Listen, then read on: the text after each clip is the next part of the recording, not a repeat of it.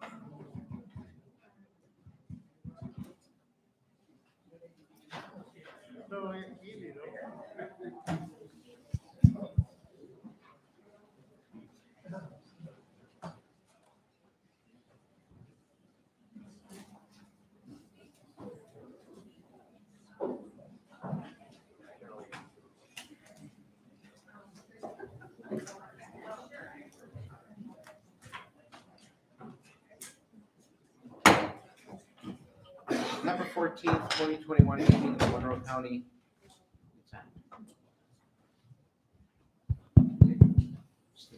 September 14th, 2021 meeting of the Monroe County Legislature will now come to order. Will the clerk please call the roll? Mr. Alcott. Here. Mr. Ansel. Here. Ms. Barnhart. Here. Mr. Barrow. Here. Mr. Baines. Here. Ms. Boyce is excused. Mr. Brew. Here. President Carbone. Here. Mr. Colby. Here. Mr. Delahaney is excused. Mrs. DeFlorio. Here. Mr. Dondover. Here. Mr. Feldman. Here. Mr. Flagler Mitchell. Here. Ms. Hasman. Here. Mr. Hebert. Here. Mr. Kelly. Here. Mr. Kifit-Lassie. Here. Ms. Lamar. Here. Mr. Lee. Here. Mr. Mufucci. Here. Mr. Marinetti. Here. Mr. Morelli. Here. Ms. Roman. Here. Ms. Smith. Here. Ms. Taylor. Here. Mr. Wilcox. Here. Ms. Wright. Here. Mr. Udelson. Here. Please stay seated. I'd like to introduce Minister Althea Tyson of Prayer House Church of God by Faith, who has been invited by legislator Sabrina Lamar to lead us in a moment of prayer. Minister. Heavenly Father, creator of the heavens and the earth, we give you praise and honor and glory. We say thank you, Lord, for waking us up this morning and starting us on our way in our right minds. We didn't take it for granted that you had to do it, but you did, and we say thank you. Lord Jesus, though our hearts are heavy for our nation, may we not lose sight of the fact that our hope is in you. One day, you say, every knee shall bow and every tongue shall confess, that you are Lord. And by your mighty hand, we pray that you would be merciful to our community, to work in the hearts of those to whom you have given authority. We pray for peace. We pray for unity. But whether in conflict or unity, we are confident that you are implementing your plan and accomplishing your will for this city. We pray for our governors and our state and local officials. Grant them grace to face their unique challenges regarding secure voting measures, political unrest, COVID restrictions, financial crisis, law enforcement, racial division, and senseless murdering, and the many other things that are plaguing our nation and our city today. Please give them insight into the needs of the community and discernment to make decisions to lead the community well. Download fresh ideas and strategies that will cause a positive change in this city. And now, Father, we lift up our leaders today. We pray for our mayors, our city councils, our city commissioners, the police chief, the judges, and all who serve our community. Strengthen them with wisdom and grace for the heavy burdens they carry. May they manage their teams and projects with love. Keep their hearts pure and their eyes turned towards you, facing you, Lord, as they work in the best interests of the people that they are called to serve. We pray that you would help our leaders to govern wisely. Draw those who do not know you to Jesus, and those who know you to rest in your power and purpose for their lives.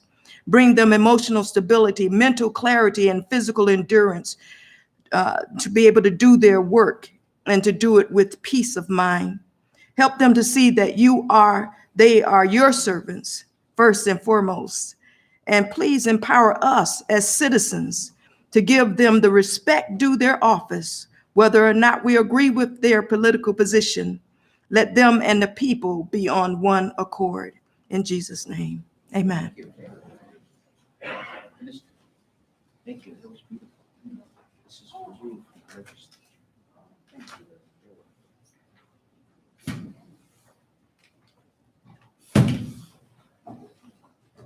Please stand as legislators Sabrina Lamar will lead us in the Pledge of Allegiance. Legislator Lamar.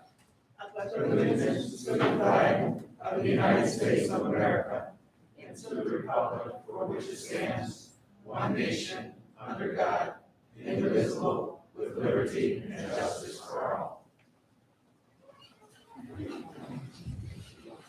Your copies of the Day 16, August 10th, 2021 Journal are available through Nova's agenda. Without exception, the Journal will stand approved as submitted. Legislators, the referrals submitted to the legislature for the next committee cycle are available on Nova's agenda as well as online. As an announcement, after consultation with the Public Health Commissioner, I've decided it is in the best interest of this honorable body to institute a masking policy within the chambers. All individuals, legislators, administrative officials, staff, and all members of the public, regardless of vaccination status, are required to wear masks at all times within the legislative chambers. Thank you in advance for your cooperation in the interest of everyone's health. There are no proclamations scheduled for this evening. We will now recess for the purpose of holding a series of public hearings. We'll have to wait till 6:15 to open up the public hearings. So you get a little break, 10 minutes.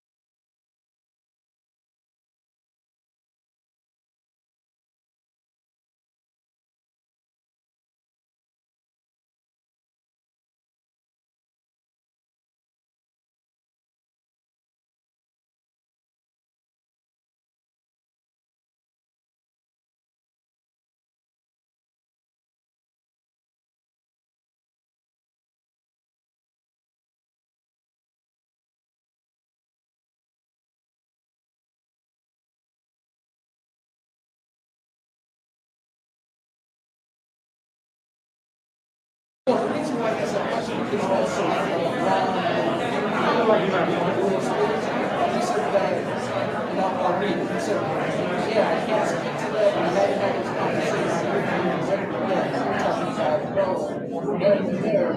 They're thinking similar. They're thinking similar thing here.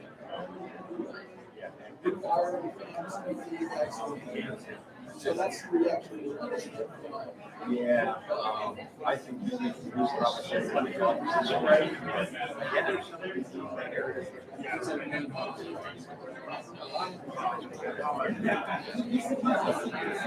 This building.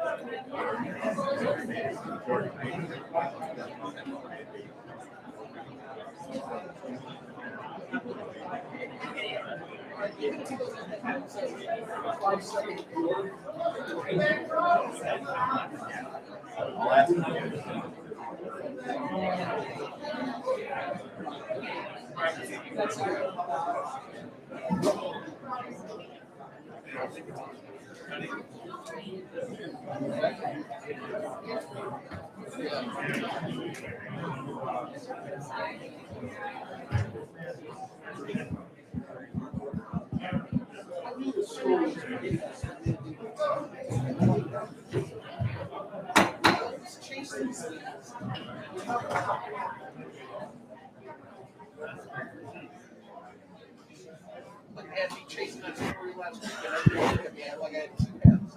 The fact that they were I delayed. now declare open public hearing on enacting a local law entitled regulating sale of used catalytic converters. We have one public hearing speaker this evening. Lawrence Schillinger, please speak forward.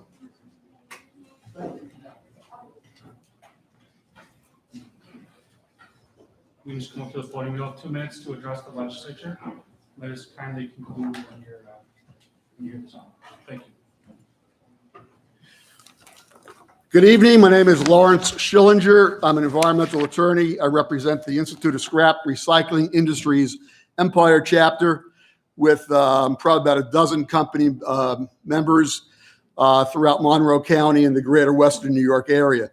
First of all, I'd like to say how much we appreciate the legislators in this room who are providing, valuable public service, and we do greatly appreciate your service.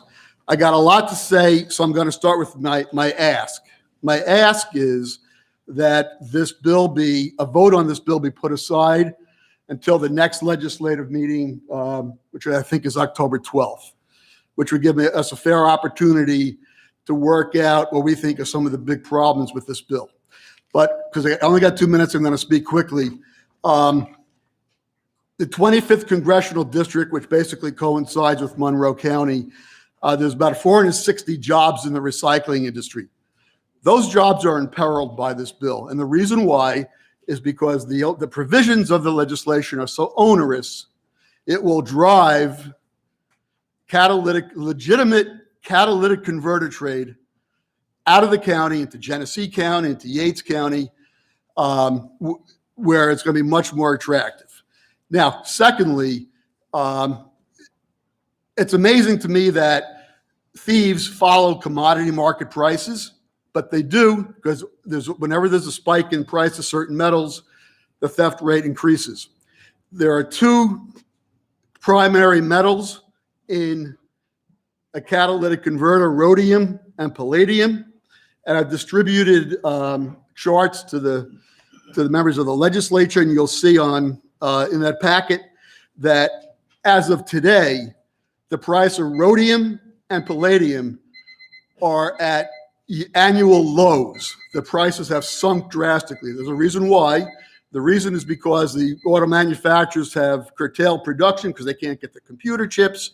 Therefore, demand for catalytic converters is way down, and the price of metal supply and demand has also corresponded. So the reason I bring your attention to that is the fact that there is an opportunity here. There's a lull. There should be a correlated decrease in the attractiveness of the catalytic converter to a thief because the prices are very depressed today. That would give you an ample opportunity to just hold this over till October 12th. so we can work on some issues. I just want to say a couple more things. Summarize your 2 minutes. Please summarize. My organization, the Institute of Scrap Recycling Industries, has developed a strategic partnership with the New York State Association of Chiefs of Police.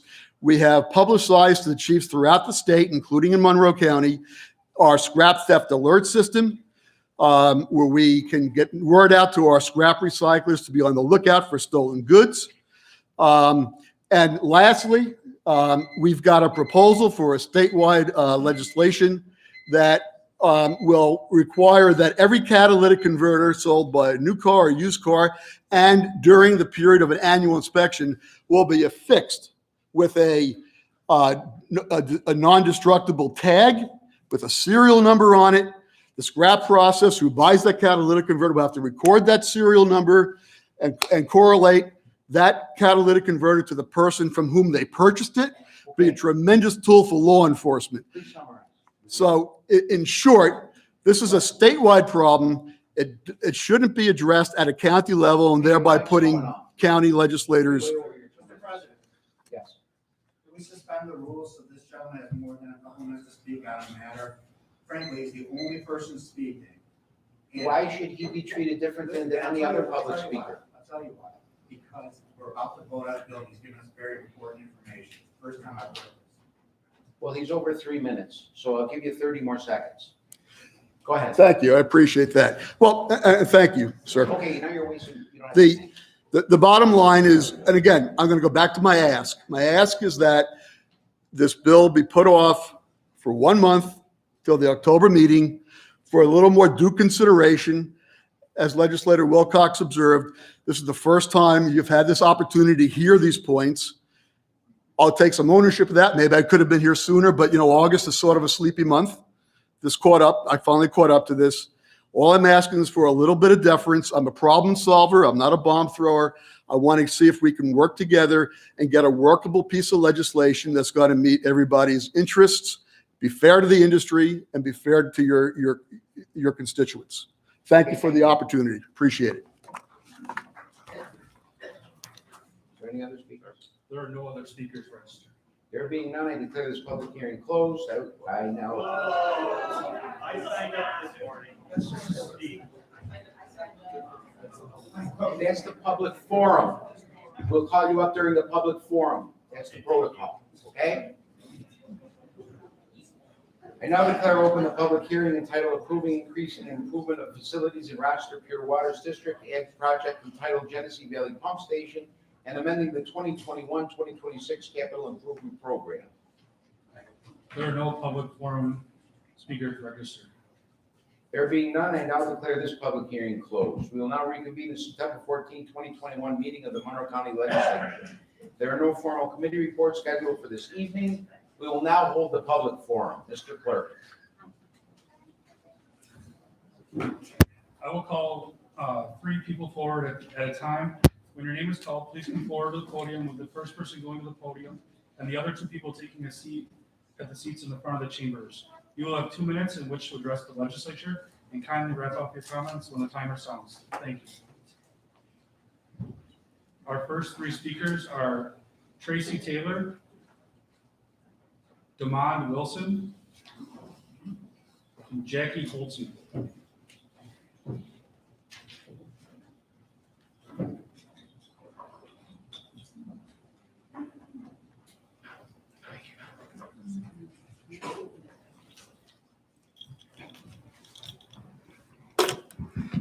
Good evening. My name is Tracy Taylor. I'm an occupational therapist who has been working in the early intervention program for the past 27 years. I am currently a co-chairperson for the LEICC and have been past chairperson for several years and active in the LEICC for more than 15 years. I am a trained parent advocate, and I am also a parent of 2 wonderful young men who both received early intervention services when they were very young. It is my distinct honor and privilege to have been chosen to address the legislature tonight on behalf of all of the local Early Intervention Coordinating Council, parents who are attending both in person in the purple shirts and by live stream, early intervention providers across our county, both independent and agency, as well as all of the stakeholders across our county who are advocates of early intervention. We would like to thank the legislature for proclaiming September as Early Intervention Awareness Month. Thank you for supporting and attending our kickoff event on September 4th at Genesee Valley Park Playground. It was a wonderful opportunity for parents and providers to meet and talk with you about why early intervention is so important. Young children are facing severe and growing shortages of early intervention providers, as well as preschool special education classrooms in New York State. Now is the time to address the decades of underfunding of these two systems and low pay for teachers and for therapists. As a current faculty in higher education, I've recognized how shortages of early intervention fieldwork sites for our students, combined with low-paying salaries when they graduate, impacts recruitment into the field of early intervention. Public awareness matters. Support matters. Please contact your senators and assemblymen on behalf of your constituents to support the Covered Lives Assessment, because kids can't wait. I've provided a handout to the clerk that will be disseminated to each of you following tonight's meeting regarding the Covered Lives Assessment. Thank you for your time. Thank you.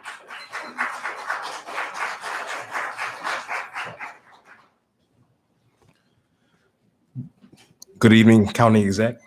Good evening, Speaker. Good evening, legislators and citizens of Monroe County. My name is Damon Wilson, and I am representing the Ruby Exploratory Committee looking at reparations and universal basic income. In 1895, Booker T. Washington founded the then Tuskegee Institute. He gave his famous speech entitled The Atlanta Compromise. It's called the Atlanta Compromise because it was supposed to answer what came to be known as the Negro problem. At that time, there was a feeling in America that something needed to be done with the 8 million Black Americans still living in the country after being freed from slavery. Some wanted to remove the freed men and women, while others advocated to stay fully and participate in the body politic.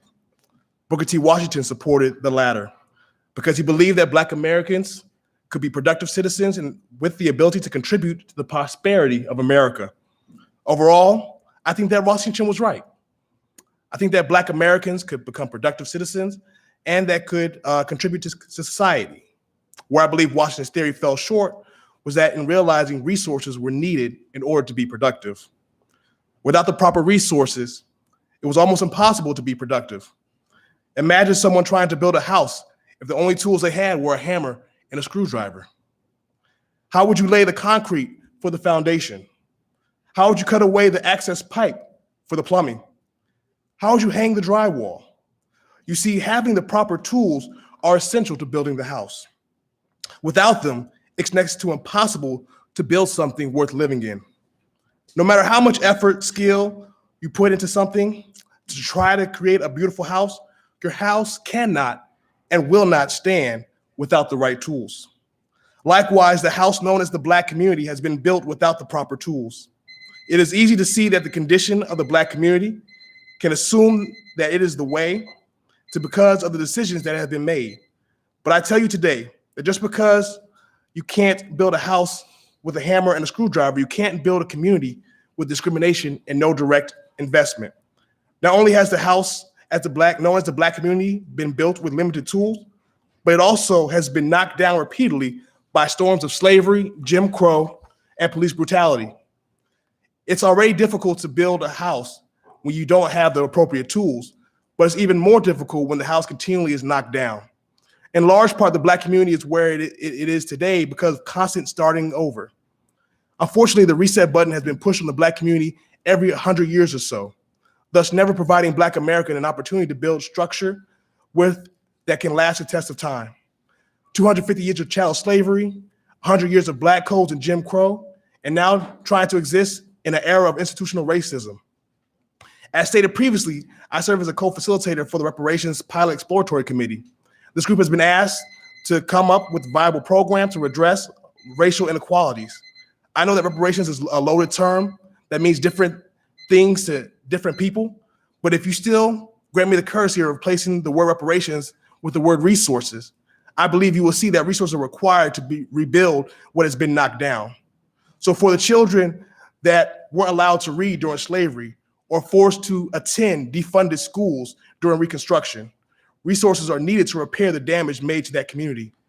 For the businesses burned to the ground during race riots following the Civil War, resources are required to spark the fire of personal enterprise. For the loss of all the Black wages starting from slavery to the present, resources are needed to bridge the racial wealth gap. You see, I do believe that Booker T. Washington was correct somewhat, but in totality, he was missing a huge point. You see, Jesus says it this way. He teaches that building on a firm foundation is essential to sustainability.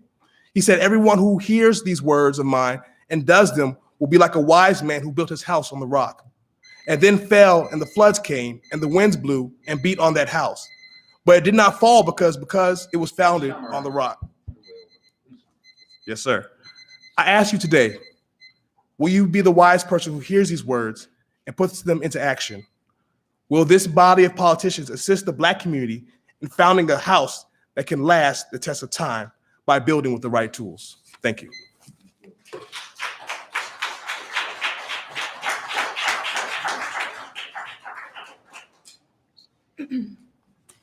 Thank you for letting me speak tonight. I will be using highlights from the speech that Cattaraugus County Legislator Ginger Schroeder made regarding the declaration of her county becoming a constitutional county. You want to speak into the microphone, please?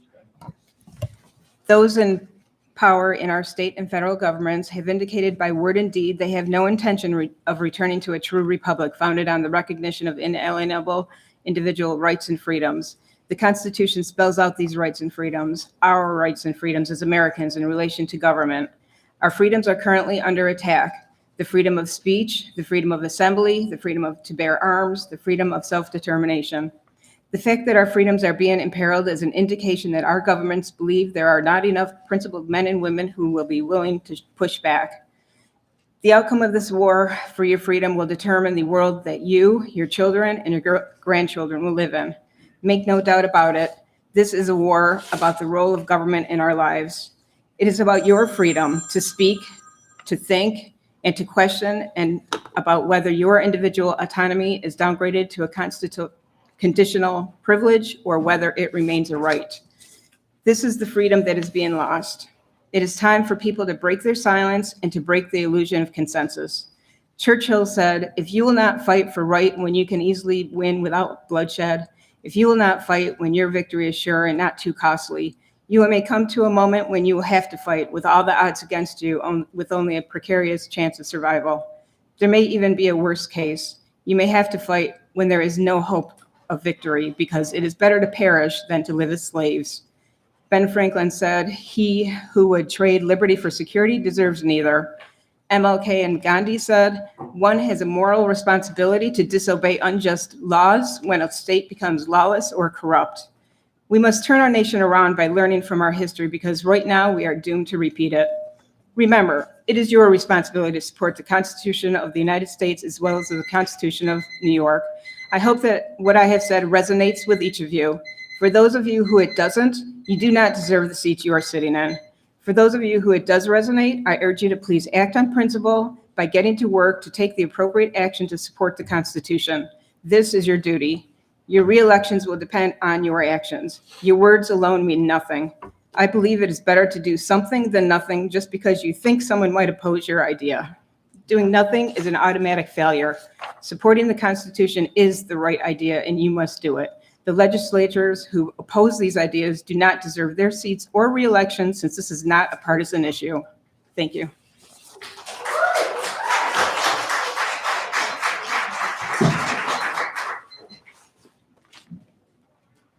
Our next three speakers are Sharif Dueller,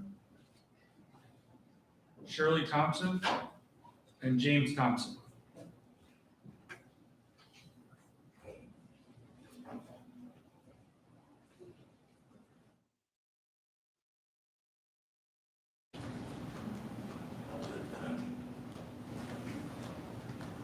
Short girl mic problems.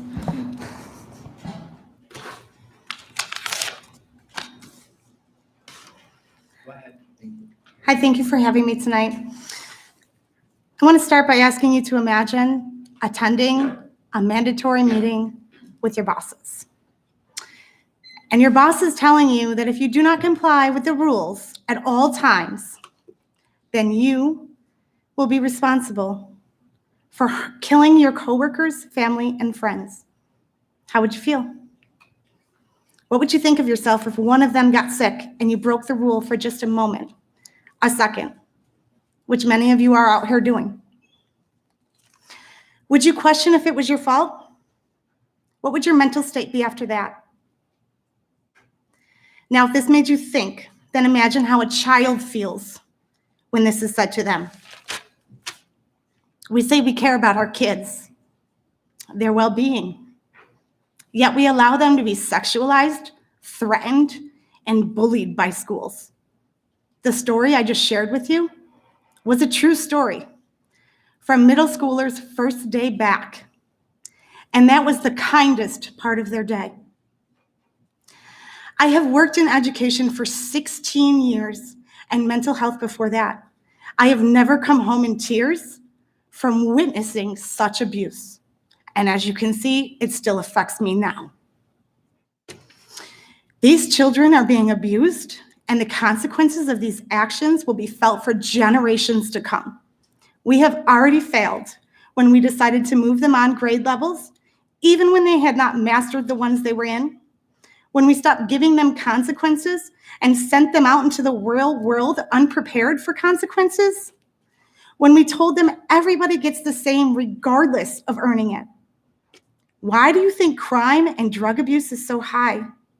We have taught nothing but instant gratification, and if you tantrum or destroy, you get what you want? When will someone stand up and really protect our children? When do enough suicides and murders need to be committed before we say what we are doing is not working? Renaming a program or simply putting one out to the public is not fixing things.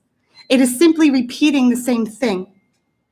We wonder why we have so many teenage pregnancies, kids who can't do basic math without a computer. The answers lies with the policies that have been allowed into our schools with no checks and no balances. We have classrooms running illegally, violating IEPs. We are short double-digit staff members, yet none of you speak up.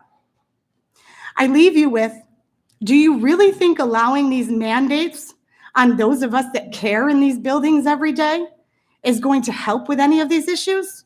Or do you think it will end like the hospitals, where things will just shut down?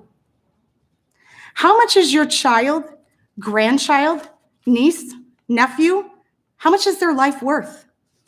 Because the districts have a dollar amount worth on them. So I ask, how do we as a community work together with you all who we entrust to help us and our children? Thank you.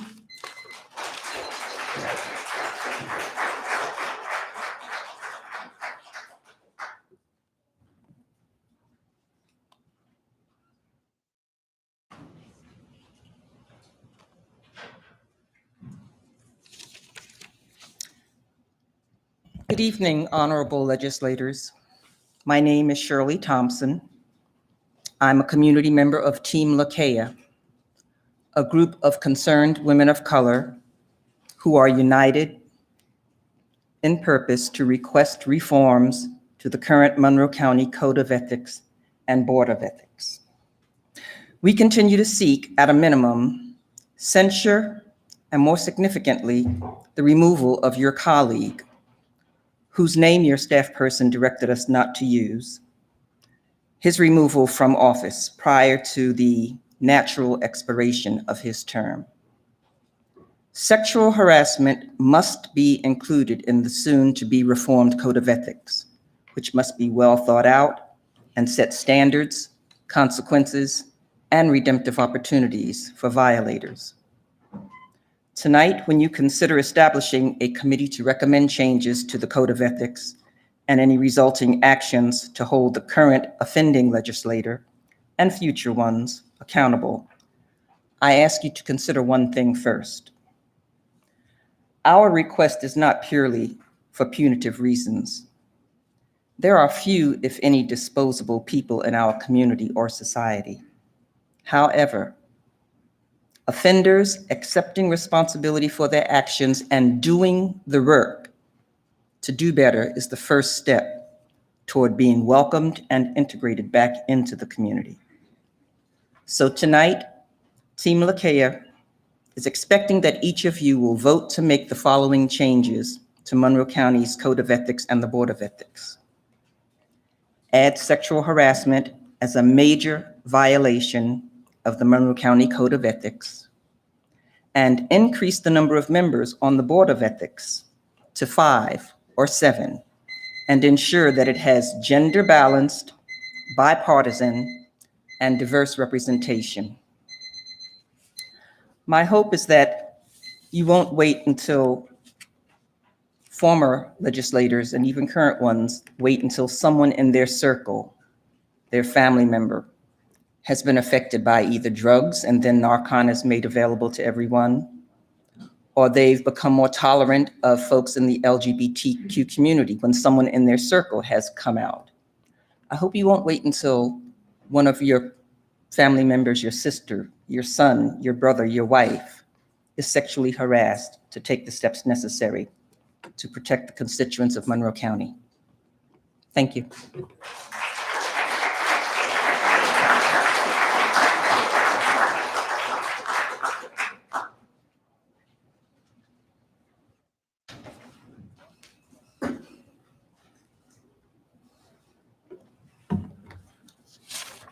Good evening, honorable legislators and fellow citizens. My name is James Thompson. I'm a supporter of Team Lakeia that Shirley Thompson just spoke about. In addition to the recommendations Mrs. Thompson stated, Team Lakeia recommends that you do the following 6 actions. Hold public forums to gather input from county constituents on what should be included in a newly amended Code of Ethics. 2, establish an open and transparent process, including public forums, for gathering input on establishing sexual harassment investigations.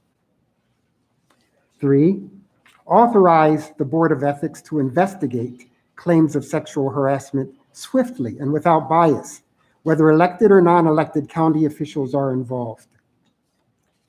4, authorize the full legislature to take disciplinary actions, including fines, suspensions, or removal of county officials and employees from their positions. Removal could be without compensation or with delayed compensation, and possibly with no reinstatement, pending the outcome of investigations. 5, require sexual harassment offenders to undergo counseling.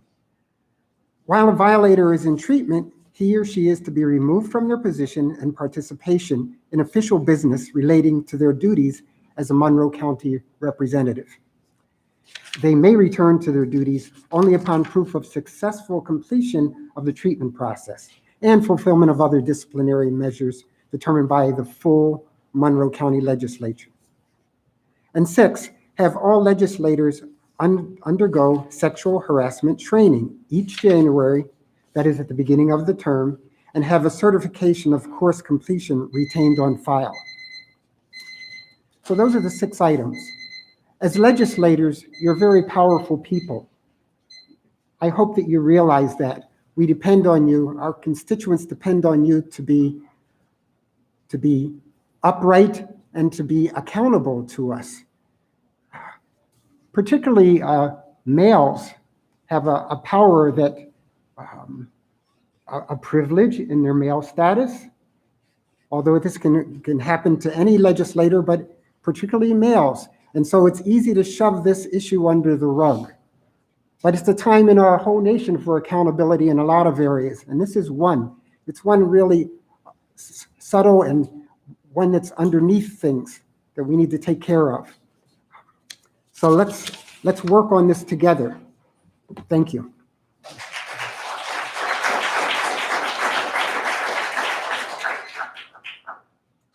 Our next three speakers are Mrs. Morales, Kathleen Washington, and Lakai Sinclair.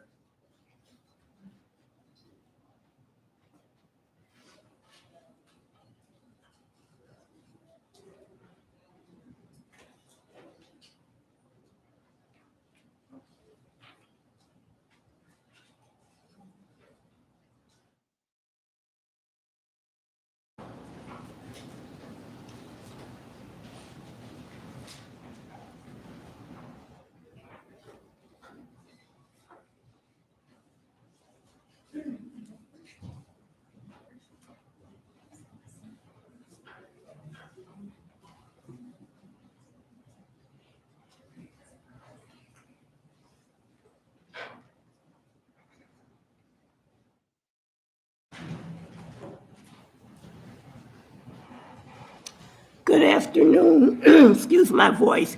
I had some things wrote down to say, but I'm just going to ask that the Lord bless my words.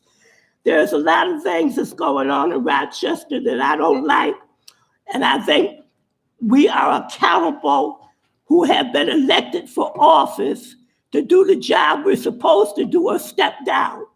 The churches is turning into being a business. There used to be time when they collected tithes and they helped people.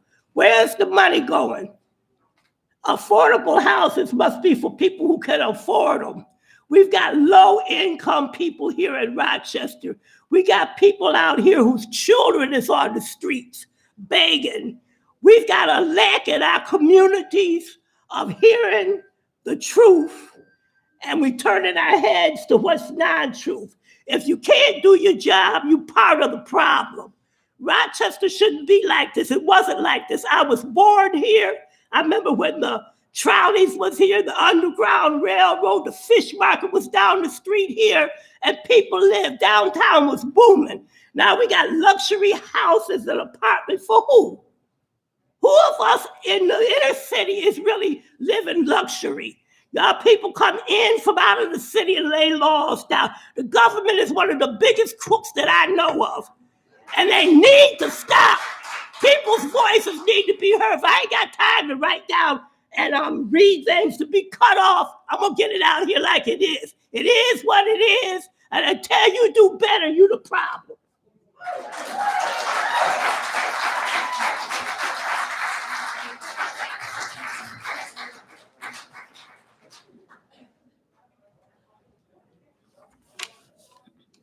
Good evening. Recently, two headlines caught my attention. I'd like to share them with you. First one, Bello proposes trust fund for Monroe County's share of opioid settlement. Second one, Black capitalism promised a better city for everyone. What happened? The first one was in the local Rochester Democrat and Chronicle. Second was an article that was in the New York Times on Sunday, on September 12th. Bello quoted, "Getting people the important help and support they need to fight addiction has been a cornerstone of my administration and is why I established the Improving Addiction Coordination Team Impact last year. These settlement funds were awarded to Monroe County to support our unprecedented effort to combat the opioid crisis, and it is our responsibility to use these vital dollars to boost our focus on treating and preventing addiction." I would like to mention that the addiction programs that we are looking to support are addiction programs that have been put in place of late when we had many people in our community who had suffered from addiction for decades and instead were incarcerated. There was no trust fund established for those residents. I lift these headlines today to illustrate the distinct inequities in policy and practice that permeate the economic, political, and social structure in this country, and in this county in particular. Monroe County is a flagrant example of what is best characterized as a bimodal economy. It is what in literary terms would be deemed Dickensian. Great gaps between wealth and poverty are on full display, and this is not accidental.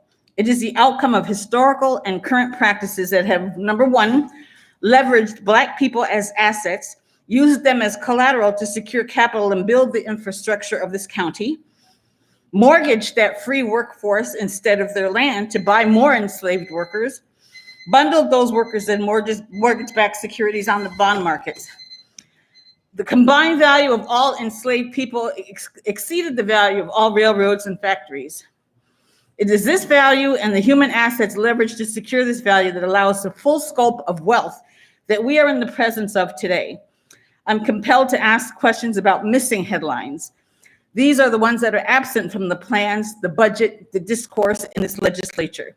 The question is, where are the reparations for those whose ancestry created this county's wealth? When will we get the important help that they need? When will capitalism make good on its promise?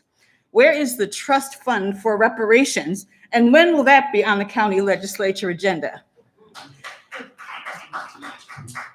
This legislature this evening will consider the county executive's proposal for the opioid trust fund this meeting. When will the legislature consider the trust fund for reparations?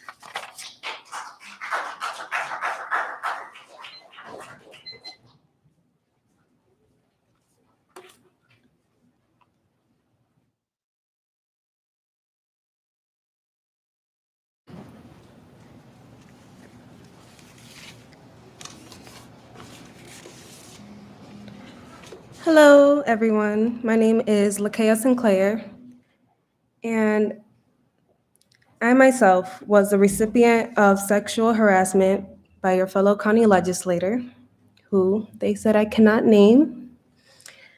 And I've asked for his resignation before, and I asked for his resignation again today. I also ask that the county legislature hold themselves accountable for not having the urgency to firstly impeach or hold Mr. Flagler, I apologize, accountable. And lastly, to amend the current code of ethics as many more people, especially women of color, are being victimized because the correct laws and policies are not in place. It is your job as our elected officials to make this community better than what it was when you first came in. And it starts with you holding yourselves and your fellow colleagues accountable and doing better by the people you have chosen to serve. As you consider the amendments to the current ethics, the Code of Ethics, with the inclusion of sexual harassment, we urge you to please, 1, consider the long-lasting and mental and emotional damage that survivors of sexual harassment experience. Remain faithful to your rationale in running for public office, staying true to the creed of making your community better than you found it. Create functional policies and procedures that adequately inform, educate, and deter elected officials from committing sexual harassment. 4, benchmark best practices in other cities. It's an opportunity to ensure the creation of a fair and responsive sexual harassment policy and a stronger board of ethics. Lastly, the ethics reform should also allow a process to fine, suspend, or terminate employment of elected officials who abuse their power. Team Lakea also offers our support and will be glad to provide the expertise and the intellectual property of our members. In closing, Team Lakea has been represented at several meetings, and we will continue to appear before you until significant reforms are in place. As voting members and key influencers in this community, we will continue to hold you responsible and accountable for responding to our collective articulated concerns. Please act and encourage your colleagues to act with integrity and transparency on behalf of the thousands of county constituents who are looking to you to provide us with a safe, inclusive, respectful, and welcoming environment for everyone, and that affirms their gender identity, race, ethnicity, sexual orientation, age, religion, belief. A strong, morally sound sexual harassment policy will be a significant step towards fulfillment of your oath to office. Thank you.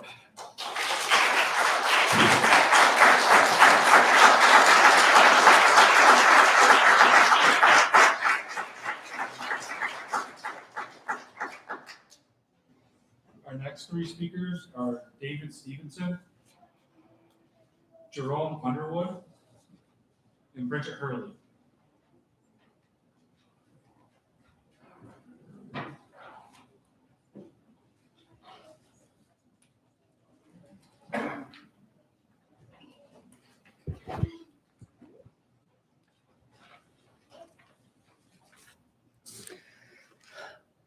9/11.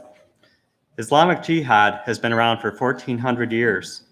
The first caliphate attempted world domination by invasion of Europe, Asia, the Middle East, and Africa. The Ottoman Empire also attempted world domination and invaded Europe, Asia, the Middle East, and Africa. The USS Constitution, located in Boston Harbor, is America's oldest symbol of anti-terrorism and fought in the First Barbary War. We should also remember the voyages of the USS Enterprise and its 4-year mission to the Mediterranean Sea under President Thomas Jefferson to fight against Muslim corsairs and pirates in the First Barbary War. The phrase "to the shores of Tripoli" in the Marines hymn refers to this war. On 9/11, Americans again suffered under Islamic Jihad. First responders and law enforcement died attempting to rescue innocent lives. We lost the lives of many soldiers in the war on terrorism. Yes, honor the fallen first responders, law enforcement, and soldiers who have died, but not with a 50,000 pickup truck and an hour-long debate. Honor them by upholding the values they lived and died for: American freedom and liberty. Today's battle is for medical freedom and against medical tyranny. Mandatory vaccination of healthcare workers and employees, mandatory masking in schools, vaccine passports, and lockdowns and shutdowns of schools and businesses represent the strong arm of tyranny. The Department of Health and the Monroe County Legislature are supporting this tyranny. India solved COVID and the Delta variant with ivermectin. 1.4 billion people can't be wrong. Mexico solved COVID with ivermectin too. The pandemic would be over if we used ivermectin and other early treatments.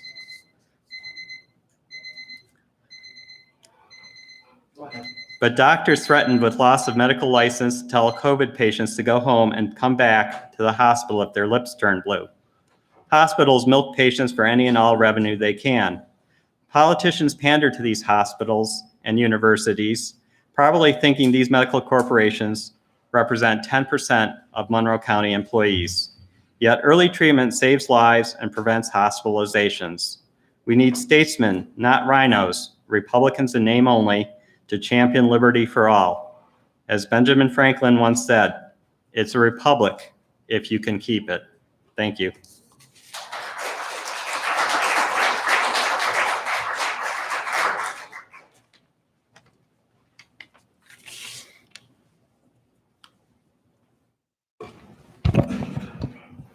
Good evening, ladies and gentlemen. My name is Jerome Underwood. I have the distinct privilege to serve as President and CEO of Action for a Better Community, the federally approved community action agency serving Monroe and Ontario counties. I'm also co-chair of the Rochester-Monroe Anti-Poverty Initiative and a founding member of the Greater Rochester Black Agenda Group, affectionately known as the BAG. I'm here to speak to you about justice. Through our work at ABC to eliminate poverty, through my role at RMAPI, and certainly as a Black Agenda Group member, I was asked to serve on Mayor Warren's Reparations and Universal Basic Income Committee. My work on the committee centers on reparations, repairing the systemic harm that has been done to primarily Black people, but people of color, over the past 50 years in this county. I'm here to hopefully impress upon you all that the systemic harm that was done in part, but not solely, but in part by public policy, can also be undone by public policy. I'm here to plant a seed, or in some cases, water the seeds in others, the seeds of justice, so that when the appropriate time comes, when this body is asked to take action on reparations, you will do so with a lens of justice and the knowledge that this discussion about reparations is not a zero-sum game. Reparations is a restorative act of justice that, if approached from that perspective, will be mutually beneficial to all those who inhabit this county. What was systemically done, largely by men, can be undone by the acts of men and women. Thank you very much.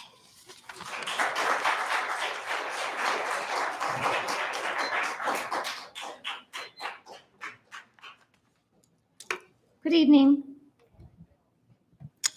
I'm here to add the Children's Agenda's voice to the others that you hear tonight, speaking to the value of the early intervention program in Monroe County and around the state. It changes the lives of young children and their families. And I know you know that before the pandemic, EI was in trouble because of a provider shortage. And COVID-19 has only made that situation worse.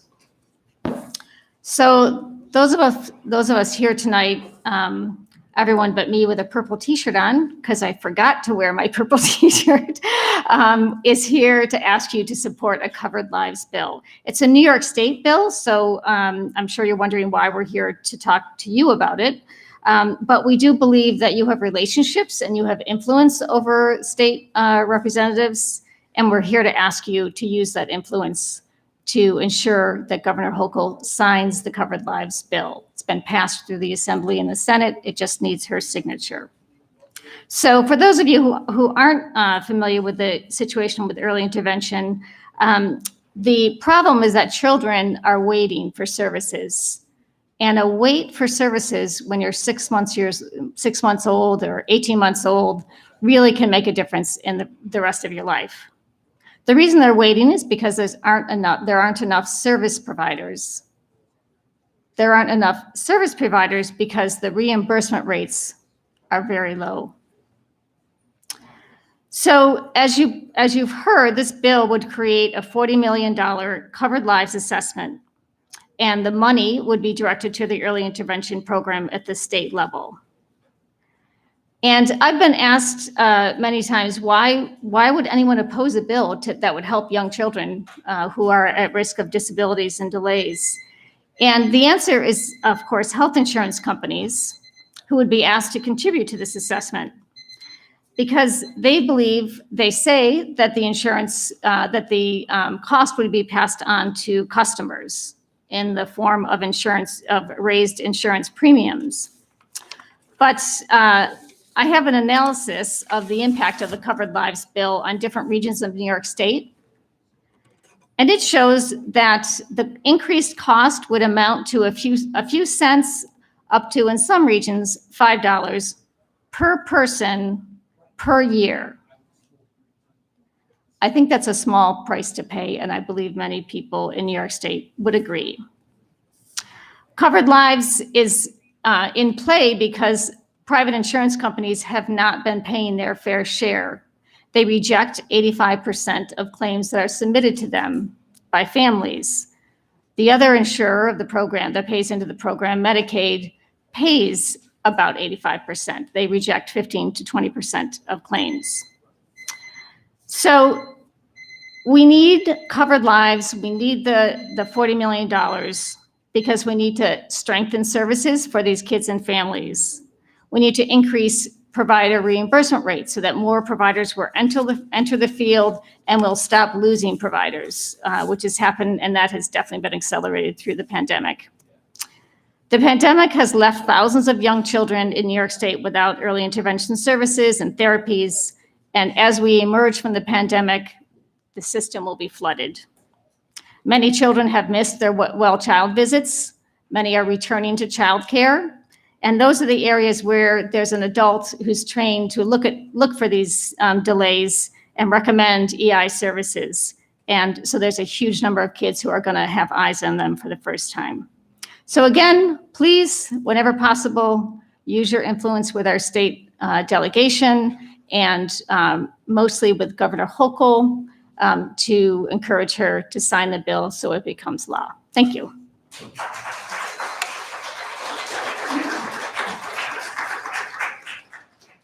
Our final two speakers are Randy Semino and Ronald Knott.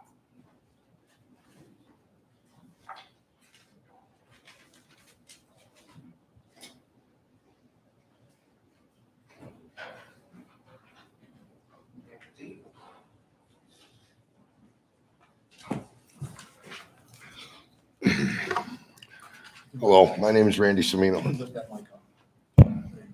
My name is Randy Semino from Gates Recovery. I'm here tonight to say thank you to Mr. Bello. I believe that him putting the money in trust is a fantastic idea, one of the best I've ever. Obviously, we all know what happened to the tobacco money. It didn't work out. And these addicts need this money to get better. I see that we spend a lot of time talking about the kids, and it is a sad, sad thing that the kids are absolutely suffering 100%. But if we don't save their parents' lives and we let them just keep dying at the rate that they're dying, it's just going to be a nonstop cycle. These kids think that it's okay, it's normal to get high all day long, to go out and steal, to get money and live off the state, because that's what they're taught. And they're suffering, man, and they're suffering big. So the first thing we need to do is save these parents so that we can definitely save the kids. I see that the numbers came out finally for us so late in the year. I'm hoping that you guys will make sure that doesn't happen again next year. Our numbers are up extremely high, highest they've ever been. I know that everybody wants to blame COVID. I believe that COVID had a factor in the increase, but the actual, I believe 100% that bail reform was the big push that made this happen. I am a convicted felon. I've been in prison. I've been homeless. I've been through this whole deal. I was an addict for 25 years. And everyone's trying to help the ones that can't help themselves with bail reform. But the way it's ended up working out is that we're letting them kill themselves, man. The police and the courts need the ability to slow you down when you're using like you are. There's so many cases that bail reform needed to be done. It does, but not to this degree. Listen, I see these every single day. I just buried my best friend. The day I got married, my best friend died in his driveway. There's no way to slow them down because the police have their hands tied. The courts have their hands tied. Something has to be looked at and revisited here and maybe just revised. Just do what you can to try to help us out. Please don't let that happen again next year with the numbers. Thank you.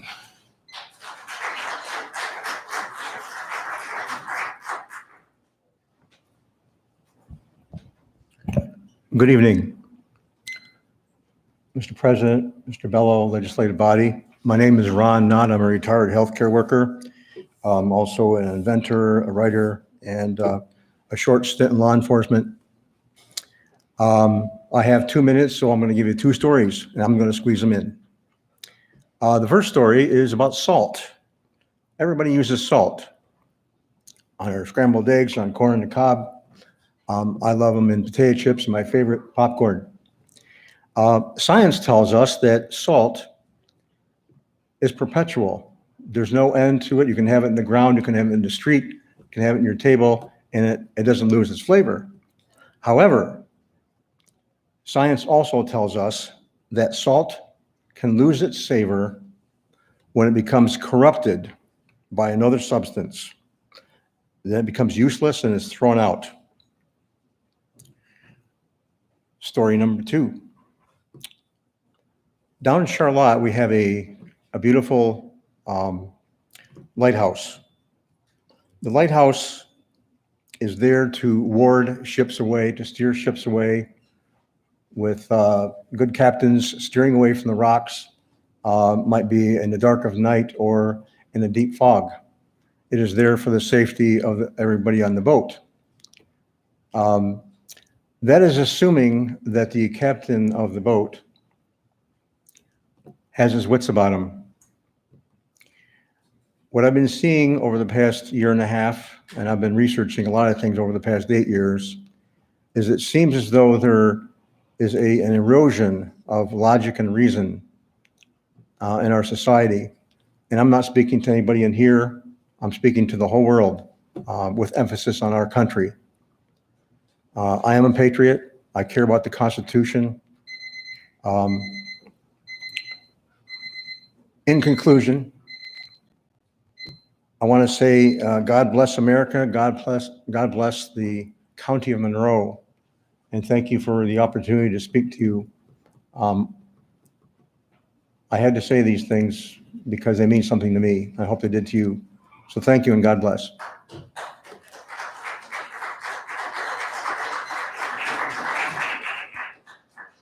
This concludes the public forum.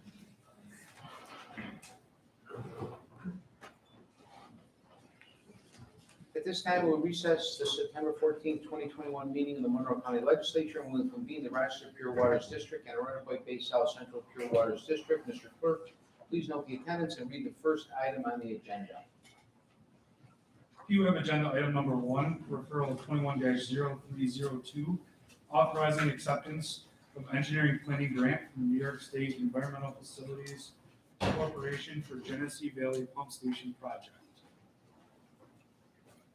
Move it. Moved by legislator Wright, seconded by legislator Hebert. This is to adopt. Is there any discussion? Seeing none, all in favor say aye. Aye. Any opposed? Item carries. Next.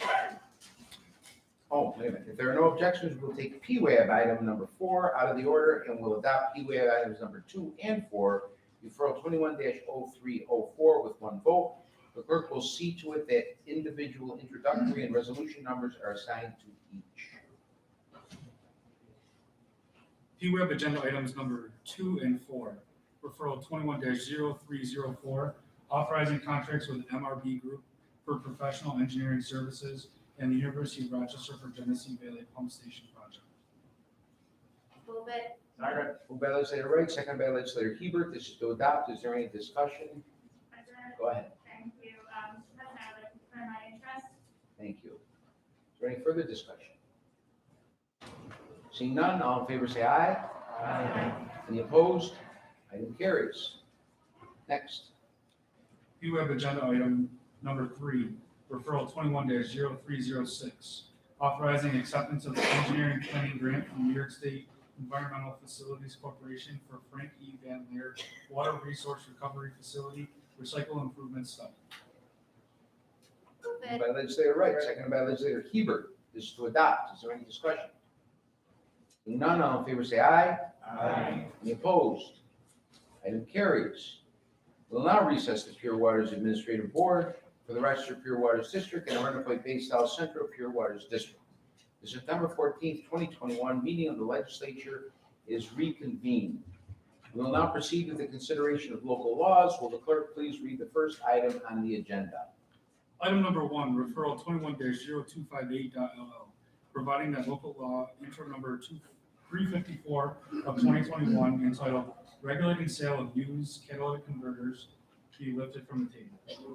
Second. Moved by legislator Dondorfer, seconded by legislator Hebert. All in favor say aye. Mr. President, Yes. I was hoping to speak to the bill. My hand was raised. I don't think there's any discussion on a tabling motion.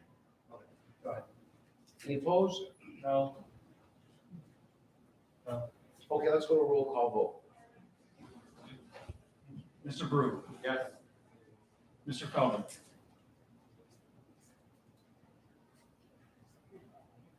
This is to lift from the table. Aye. Mr. Lee. Yes. Mr. Alcoffer. Yes. Mr. Ansello. Yes. Ms. Barnhart. Yes. Mr. Baroff. No. Mr. Baines. Yes. Ms. Boyce is excused. Mr. Colby. Yes. Mr. Delahaney is excused. Mrs. DeFlorio. Yes. Mr. Dondorfer. Yes. Mr. Flagler Mitchell. Yes. Ms. Hasman. Yes. Mr. Hebert. Yes. Mr. Keller. Yes. Mr. Keough-Lassie. Yes. Ms. Lamar. Yes. Mr. Mafucci. Yes. Mr. Marinetti? Yes. Mr. Morelli? No. I'm sorry? No. No. Ms. Roman? Yes. Ms. Smith? Yes. Ms. Taylor? Yes. Mr. Wilcox? No. Ms. Wright? Yes. Mr. Udelson? Yeah. President Carpenter? Yes. 24-3, motion to lift from the table passes. Next. Item number 2, referral 21-0258.LL, providing that local law intro number 354 of 2021 entitled Regulating Sale of Used Catalytic Converters be adopted. Second. Moved by legislator Dondorfer, second by legislator Hebert. Is there any discussion? Mr. President. Mr. President. Go ahead, legislator. I'd ask that, I'd like to make a motion to table this. Second. Man, Were you done, legislator Wilcox? I'd like to explain why I'm making the motion that we permit. It's not me. This isn't a tabling. I was just gonna. He made motion to table. Oh, I did. I was gonna explain why. discussion after the motion's been made. Mr. President, Okay, that's motion- fine. We can make the. Motion's been made to table, it's been seconded. who was the second? I'm sorry? Morelli. Morelli? Okay. Guess we should go to a roll call vote. Table. On the tabling motion, Mr. Brew? No. Mr. Felder? No. Mr. Lee? Mr. Alcoff? Mr. Ansello? No. Ms. Barnhart? Yes. Mr. Brock? Yes. Mr. Baines? Yes. Ms. Boyce is excused. Mr. Colby? No. Mr. Delahaney is excused. Mrs. DeFlorio? No. Mr. Donover? No. Mr. Flagler Mitchell? No. Ms. Hasman? Yes. Mr. Hebert? No. Mr. Keller? No. Mr. Keofatlasky? Ms. Lamar? No. Mr. Mafucci? Yes. Mr. Marinetti? No. Mr. Morelli? Yes. Ms. Roman? Yes. Ms. Smith? No. Ms. Taylor? No. Mr. Wilcox? Yes. Ms. Wright? No. Mr. Udelson? Yeah. President Carbone? No. 9-18, motion to table fails. Okay, any discussion on the original referral, legislator Wilcox? Thank you, Mr. President. I was prepared tonight to actually vote for this piece of legislation. I gotta tell you, I thought it was well intentioned. I, Mr. Dondorfer, introducing this legislation, it was addressing a real issue in the community. However, that was before I heard our speaker tonight, who told us that this piece of legislation could put at risk 1,200 jobs in our community. And I would ask that this legislative body at least consider the information which was just brought before. It's an important piece of legislation. It's well intentioned, but if it puts 1,200 jobs at risk, I feel it's worthy of at least a few more days of consideration. So that's my request. That's why I made the table motion. So through you, Mr. President, to the sponsor of the legislation, Legislator Dondorfer. Could I ask, when you brought this to, you spoke with like Metallica, what did they say about the legislation? What was their opinion on the legislation? Through you, Mr. President, to everybody here. I did not speak to Metallica personally, but I think the number of 1,200 employees losing their job, this is extremely inflated. I don't believe there are 1,200 people who work in the scrap industry in Monroe County that would be affected by this job. We did speak to members of the scrapping community who run scrap shops. Some of them were in East Rochester and throughout the county of Monroe. And for the most part, minus the fact that they have a little bit more work to do and a little bit of paper that they're going to have to keep on hand, a majority of their sales of catalytic converters and their scrapping catalytic converters is still going to go through, just with the added paperwork version that they will have and the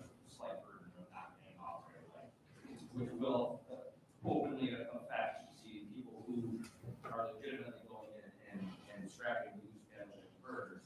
Yes, there's going to be a little bit of an inconvenience for them. However, this bill is also designated to stop the immediate threat of people going in and taking catalytic converters and measures catalytic. So, through you, Mr. President, then you didn't speak to anybody at one of the largest recyclers in the county. Is that correct? That is correct. And again, I want to emphasize that, like, once again, I really applaud these actions. I think it's incredible. I think the speaker today comes with more knowledge than anyone in this body on this matter. This is someone who has decades of experience in the recycling industry. And I would ask you this, have you spoken with, I think it was Larry that was up there speaking. Did you have a chance to speak with Mr. Schillinger? Through you, Mr. President, I spoke to him just prior to this meeting. He just reached out, for the record, he just reached out on Friday in regards to trying to set up a meeting. Friday. Okay, and through you, Mr. President, again, I'm not sure how well that is, but did you attempt to return that call or have a meeting to discuss this important issue? We had a lot of minutes. Okay, fair enough. So, what I'm most worried about, again, is frankly, again, I was prepared to pull this bill. But Mr. Schillinger, I think the point that you raised again, again, whether or not you believe there's 1,200 jobs or not, the fact is, if somebody has the ability to simply go one county over and get cash for recycling that catalytic converter, they're going to make that short term. And so what concerns me is that we're setting ourselves up when we're doing this ad hoc, without considering what counties around us are doing. It does seem to me that Mr. Schillinger had a very good point when he said this is probably most appropriately done at the state level, so that we wouldn't put those jobs at risk, so that people couldn't go to the next county to simply, cash in a piece of metal in the form of a catalytic converter. So again, I would ask that we take a few days to consider the points that were raised here tonight, which are really good points. And again, I will also want to emphasize to legislator Monroe that, typically, just because something can be done better at the state doesn't mean we shouldn't sometimes lead the way. So that's not my point. My only point here is that we should take a few extra days and work with the industry to ensure that we preserve those jobs. I don't want this to be a job killing bill. Recycling is a growing industry, it's an important industry. And I think if we were to give members of this industry a few days to work with the sponsor of the bill on potentially improving it, which it sounds like it can be improved. Maybe incorporate some of the language that they're thinking about doing at the state level. Maybe we can do it better, maybe we can do it quicker. I don't know. So again, I would ask that we take some time to do our due diligence. We have new information tonight. And in light of this new information from the scrap recycling industry, I would ask that we do our due diligence so that we're informed, and so that we pass a piece of legislation that will not negatively impact jobs. So that's all I'm asking this body to do, is do its job, do its due diligence. We've heard from somebody today who had knowledge that exceeds our own. Let's meet with that person, let's work with that person. And you know what? If we can't come up with a solution, that's fine. But let's do our job, let's do it the right way. That's all, Mr. President. Thank you. Is this the first time you've had any communication with Mr. Schillinger? Mr. President, I love that you asked that question. I haven't talked to him before tonight. Did you ever have a chance to confirm any of these numbers? So this is not just Mr. Schillinger's numbers, this is the scrap recycling industry, Institute of Scrap Recycling Industries numbers.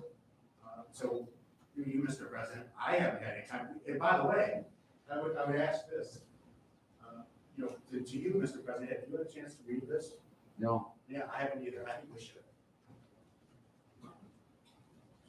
Any other discussion? Legislator Dondorfer. Mr. President, if I could just say a couple things. First of all, I would never ever want to do something that would jeopardize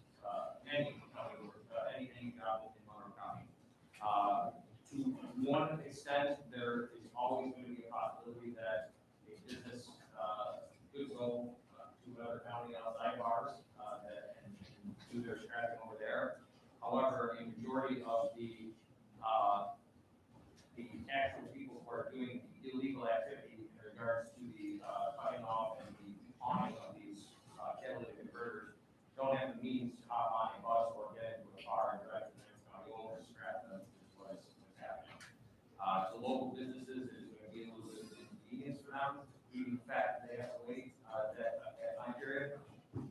In regards to the products that was set forth today that they are looking to make mandatory, again, it is a product that is being sold to the state to put on these catalytic converters, albeit I think that it is a great product, and I think it is something that will certainly help reduce the theft and make it a lot easier to find the owners of those vehicles, as well as finding the person who is responsible for it.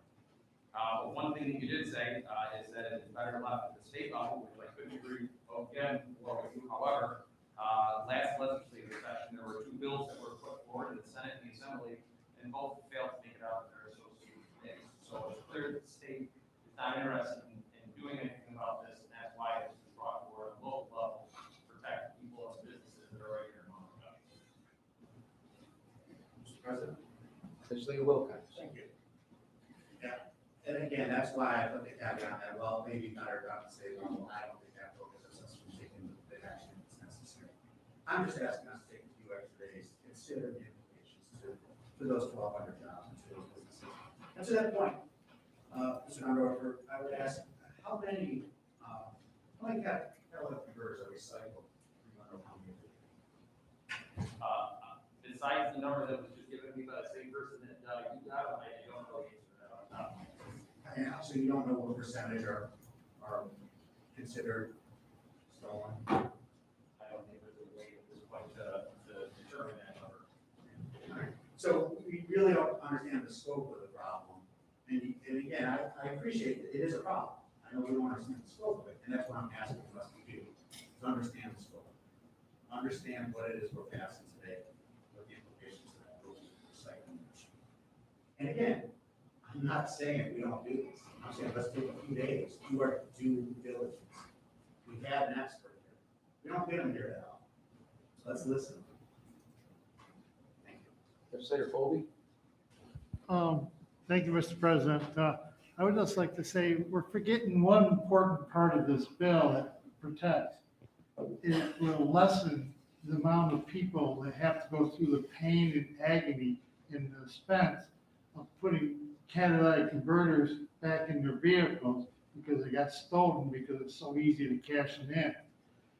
There is many of the car dealers have spoken about how many times they've been hit. I personally know somebody on the west side that had 5 vehicles hit, and he couldn't do his deliveries for 3 days because he couldn't get his catalytic converter. He actually shut down his business for 3 days. That was a full service. There's also many used car dealers that are taking it on the chin every day of the week because it's so easy to go in, take these, and go. So that's the other side of the bill that nobody wants to talk about is our residents are taking a big hit because it's not cheap to get these put back in. Yeah, they get $200 maybe. It's probably $1,000 bill just to even, if you can get a catalytic converter to put back in your vehicle because of the damage they do by the way they remove it. So I don't think we should forget that. And if we pass the bill tonight, which I hope we do, if the state comes up with a better bill, it could supersede this one. Number one. And number two, if we do see a problem with the industry having that, we can always come back and amend this bill. But there's catalytic converters that are being stolen, ripped out of vehicles as we speak here tonight. I'm sure of that. Thank you. Legislator Wilkins. Again, I want to emphasize that I'm not saying we shouldn't pass this. I'm saying, and about that again, to Legislator Colby's point, I realize that there is a problem, and that's why I applaud Mr. Donovan for this legislation. I'm saying is we don't understand the scope of that. And we don't entirely understand the industry and the effects this legislation will have on those jobs. So all I'm asking us to do is just wait, let's have some conversations with people about this industry. That's all I'm asking. I'm not saying we should wait for the state to do anything. I'm saying what we ought to do, our due diligence and our. Legislator DeFlorio. Yes, sorry. Thank you, Mr. President. Just for my clarity, we did have a public hearing tonight, correct? Yes. The public hearing was advertised, correct? I would assume, and if, I read it in the news when it was first announced. So my assumption would be that if your business was gonna be dramatically impacted to the point where you're gonna have to lay off 1,000 workers, that you certainly would have reached out and spoken tonight. Wouldn't you make that assumption as well? I mean, You're asking me or Legislator Wilcox? I guess maybe I'm asking Legislator Wilcox. I mean, if this was such a big issue. Would you like to answer, Legislator Morelli? Somebody would be. Actually, could I answer? I don't know, I thought he did it. Are you through, Legislator DeFlorio? I'm willing to answer the question, and I'm not sure that I'm willing to give up the floor. Oh, no, you go on. Okay, go ahead, Legislator. I'd like an answer to the question. Thank you. No, I think we just had a representative of the industry here who represents these folks in the thousands of jobs. Again, and I know you're a member of the legislature, and you actually had this in your packet, so you hopefully were aware of it. So this, I know we might think that the entire, state and the entire industry pays attention to everything we do here on this floor, but unfortunately, no. And this gentleman did take the time days ago to reach out to this body to inform us of the potential impacts. And yet, it sounds like we haven't even taken a look at the information provided. So again, I'm not saying we shouldn't do this bill. I think it's a great bill. I think the intentions are laudable. But I would just like us, for once, to do our due diligence, please. And my question wasn't somebody from the industry or a lobbyist from Albany. My question was somebody locally, local impact to local jobs, local scrap metal providers. It was in the paper, it was posted here locally. I can't speak for those owners of those businesses who are probably working very hard to keep those jobs here in Monroe. They probably don't even have time to read the paper. So what I would say is this: someone did approach us, and they presented us with the facts. We can ignore them. We could certainly do that, or we could just take a few days, digest the information presented and the potential impact they will have on jobs, and then consider the legislation. Legislator DeFlorio. Yeah, sorry, it was a quick finish. So one other question then to the maker of the motion. Do we know approximately, on average, the number of catalytic converter crimes that happen per week? Mr. President, I don't have exact numbers of that. There's a representative from the sheriff's office here, I believe that I can probably have that statistic readily available for us. I can tell you over, as of last week, there were hundreds that had been stolen over a 3 to 4 month period throughout Monroe County. I can't give you an exact number on that.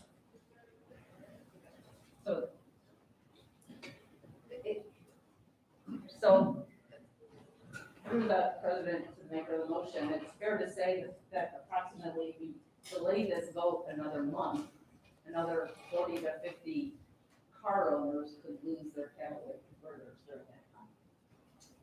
Mr. President, theoretically, yes, that would be fair. You know, the price of metals that are going down in cost. Thank you. I yield. Again, through you, Mr. President. Trying to give Legislator Baines a chance. Thank you, Mr. President. You're welcome. I represent a district that borders Wayne and Ontario counties. And I would venture that most of the locations within our county are, over half, are within 15 minutes of another county. And I found the speaker's point regarding a county-based law for when we're dealing with a criminal person who is going to shop his or her wares at the most convenient and profitable location. I just found that extremely compelling. And in addition to Legislator Wilcox's process point, which I also find compelling, I explained my vote by indicating that if we do move forward to a vote, although I am in favor of the intention of the bill, I would vote no for those two reasons. Thank you, Mr. President. Thank you. Legislator Wilcox? I think I made my point. Thank you, Mr. President. Legislator Felder? I'm kind of curious about the logic that we shouldn't pass on here because a criminal will take his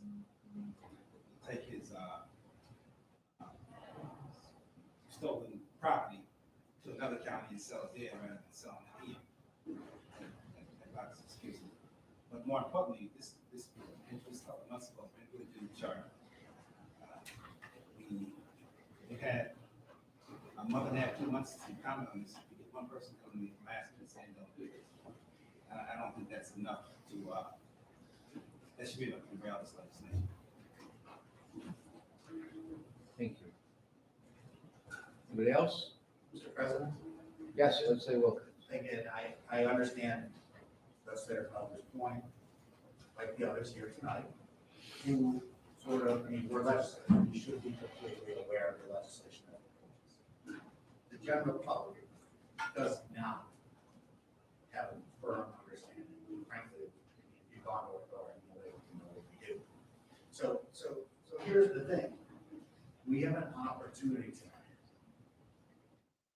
to correct a bill potentially that could lead to job losses here in the county.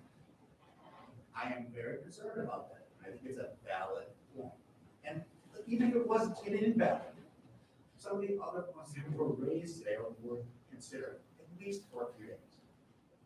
Not saying we don't need the bill. Again, I think I made it very clear that I applaud Legislator Dunbar for introducing this piece of legislation. But even the fact that he couldn't answer some of the questions, to me, makes it obvious that we need to understand the impact of this bill and the scope of the problem that we're addressing and the potential impact on jobs here in the town. Thank you, Mr. President. I appreciate your points. I think it was going to go to a roll call vote, but Legislator Cole. Through you, Mr. President. Ms. Wilcox, have you been to a recycling yard? Yes, I've been to a recycling yard. When the gentleman was quoting 12,000 jobs, if that was all the jobs in 1,200 jobs in the industry, the recycling of the catalytic converter is one, I would bet, a small portion, because I've been there, and the catalytic converters is not their mainstay of their business. Mainstay of the business is using steel or iron or copper or something like that. The catalytic converter is a small portion of their business. So to say every job is at risk, I think the gentleman did himself dishonest by representing that. So just through that, I'll yield my floor. That's my only. Good point. I think Legislator Mafucci was next. Okay, Legislator Wilcox? I just, again, without belaboring the point, Legislator Cole, have you read this? You read this report that he provided? Okay, so then, again, the information you were digesting came to us, I think, 3 minutes, 4 minutes that he had to provide us. The information's all in what that 1,200 number is. And it wasn't disingenuous. And the thing is, I don't think he'd stand up there and tell you about farming, right? I don't think he should tell them about recycling.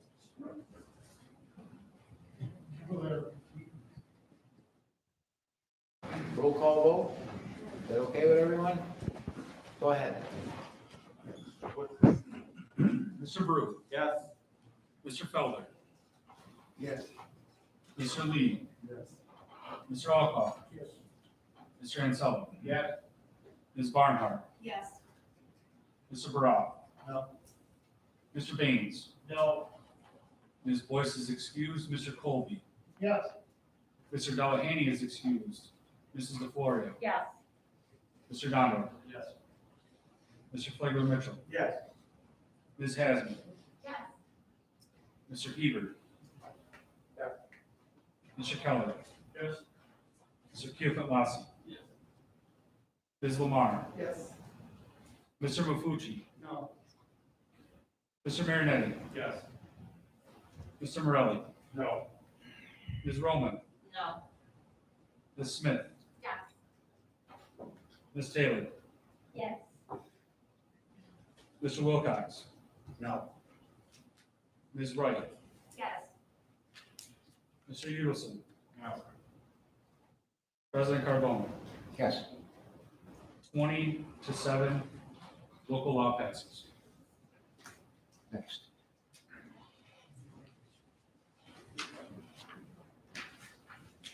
Three. Item number 3, referral 21-0296.LL, providing that local law intro number of 2021 entitled to establish the Food Service Fairness Act for indirect foods. Moved by legislator, who did it? Legislator Barnhart. Second by legislator Dondorfer. This is for introductory purposes only. Next item. Item number 4, referral 21-0296, providing that local law intro number blank 2021 entitled to establish the Food Service Fairness Act be tabled. Move it. Second, President. Moved by legislator Barnhart, second by legislator Dondorfer. All in favor? Aye. Any opposed? Item carries. Next, 5. Item number 5, referral 21-0296, fixing a public hearing on local law entitled to establish the Food Service Fairness Act. Move it. Second, President. Moved by legislator Barnhart, second by legislator Dondorfer. This is to set a public hearing. Is there any discussion? Seeing none, all in favor say aye. Aye. Any opposed? Item carries. We'll now proceed with the consideration of motions, resolutions, and notices. Will the clerk read the next item on the agenda? Item number 6, referral 21-0265, providing that resolution entitled improving, increase, and improvement of facilities in Rochester Pure Waters District, add project entitled Genesee Valley Pump Station, and amending the 2021-2026 capital improvement program. Move it, Mr. President. Who said? Moved by legislator Morelli. Second by legislator Hebert. All in favor? Aye. Any opposed? Item carries. Next. Item number 7, referral 21-0265, providing that resolution entitled approving increase in improvement of facilities in Rochester Pure Waters District, add project entitled Genesee Valley Pump Station, and amending the 2021-2026 capital improvement program be adopted. Move it. Move it. Moved by legislator Wright. Moved by legislator Morelli. Second by legislator Hebert. Is there any discussion on this? Seeing none, all in favor say aye. Aye. Any opposed? Item carries. Next. Item number 8, referral 21-0265.BR, resolution authorizing the issuance of $5,500,000 bonds of the County of Monroe, New York, to finance the cost of the Genesee Valley Pump Station project in and for said county at an estimated maximum cost of $5,500,000. Move it, Second. Second. Moved by legislator Morelli. Second. Second by legislator Hebert. I said second. I didn't hear you. Oh. Thank you for telling me. Also seconded by legislator Roman. Okay, now where are we? Is there any discussion on this? Go ahead, legislator Hebert. Thank you, Mr. President. Through the administration, it's my understanding that URR is paying half of the cost of this improvement. How are they actually paying that if we're bonding the whole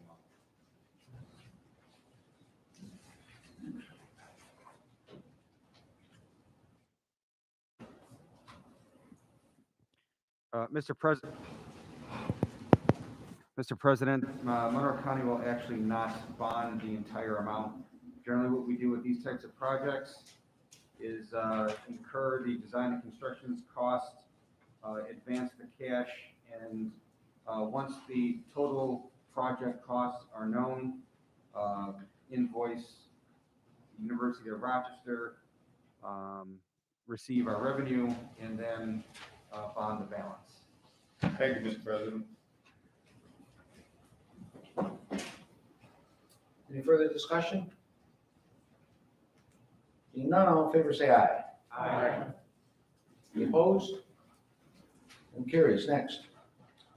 Item number 9, referral 21-0290, confirming appointments to Monroe County Library System Board of Trustees. Mr. President. Legislator Alcoffer. Who's second? Second by Legislator Dondorfer. Yes, I just like to declare my interest. My daughter's a member of the board. Thank you. Okay, is there any discussion on this? Seeing none, all in favor say aye. Aye. Any opposed? Item carries. Number 10. Item number 10, referral 21-0291, confirming appointments to Monroe County Traffic Safety Board. Move it, Mr. President. By Legislator Hebert, second by Legislator Dondorfer. Is there any discussion on this? Seeing none, all in favor say aye. Aye. Any opposed? Item carries. Next. Item number 11, referral 21-0292, creating special committee to examine and revise the Monroe County Code of Ethics. Moved by Legislator Dondorfer, second by Legislator Brew. Is there any discussion on this? Legislator Baroff. Thank you, Mr. President. Through you, and to you actually, do you believe there's anything with timeline for this special case work? Is there any? Hold on. Swear it. Pull it down a little bit. I'm not trying to be funny. I'm just used to having that on now. So I just have a question regarding the special committee. Do we have an idea of the timeline this committee's work? Is there any limits on this? If we go past the end of the year, that sort of thing? Yes, we do have a timeline. Find it. After the recommendations are provided by this special committee, a local law would need to be submitted. This would be considered by the Agenda Charter Committee. Should there be favorable consideration at the committee level, the local law will be introduced, tabled, and have a public hearing set. After the public hearing, the local law would be considered for adoption. If adopted, the local law would then be sent to the county executive for his signature. I'm sorry, so what I meant was, when I said timeline, I don't mean the process, I meant like, do we anticipate the committee to meet on for several weeks, a month? Do we have any idea how long the work might take? Is what I'm saying. Or is that what we're going to leave to the committee? I think that's up to the committee. Then which is my question, I have a question regarding the composition, which is now pertinent.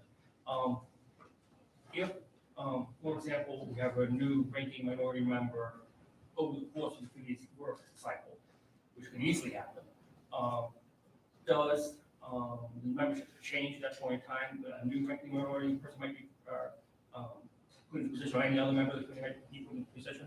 I would think so, yes. Because it's going to happen. Right, so what are we gonna do? So If the other ranking- answer is, I just want to be, the other possibility would be whoever's appointed to it immediately will stay on until the work is done, and that's not the answer. Correct? Correct. Okay, thank you. All right.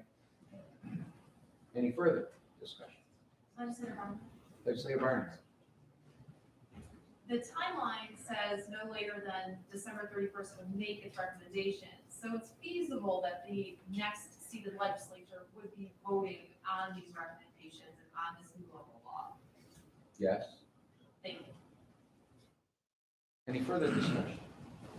Seeing none, all in favor say aye. Aye. Any opposed? Item carries. Next.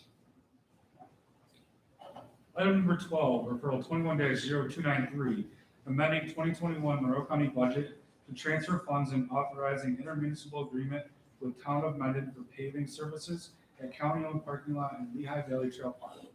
Move it, Mr. President. Moved by Legislator Alcoffer, seconded by Legislators Ansello and Hebert. Anyone else? Mr. President, Yes. upon official review of this proposal, along with input given to the majority caucus from our friends at the Monroe County Parks Department, I would like to make a motion to table this legislation until further talks can be had regarding the capital improvements in this location. Second. Second, the tabling motion seconded by legislator Hebert, Second. Second. seconded by Mafucci Baines. All in favor?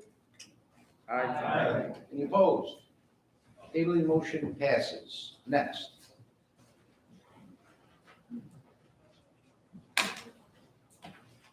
Item number 13, referral 21-0298, confirming appointments and reappointment to Monroe County Recycling Advisory Committee.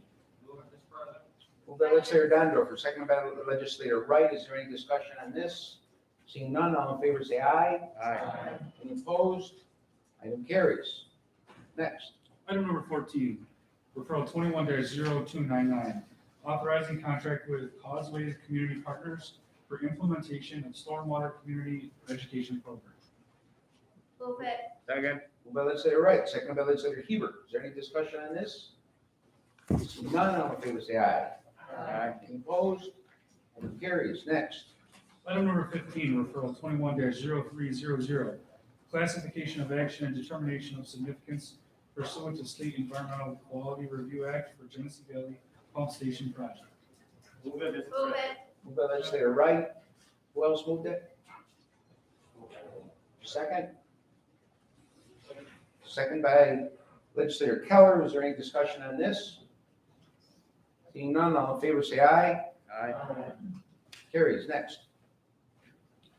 Item number 16, referral 21-0301, authorizing acceptance of engineering planning grant from New York State Environmental Facilities Corporation for Genesee Valley Pump Station Project.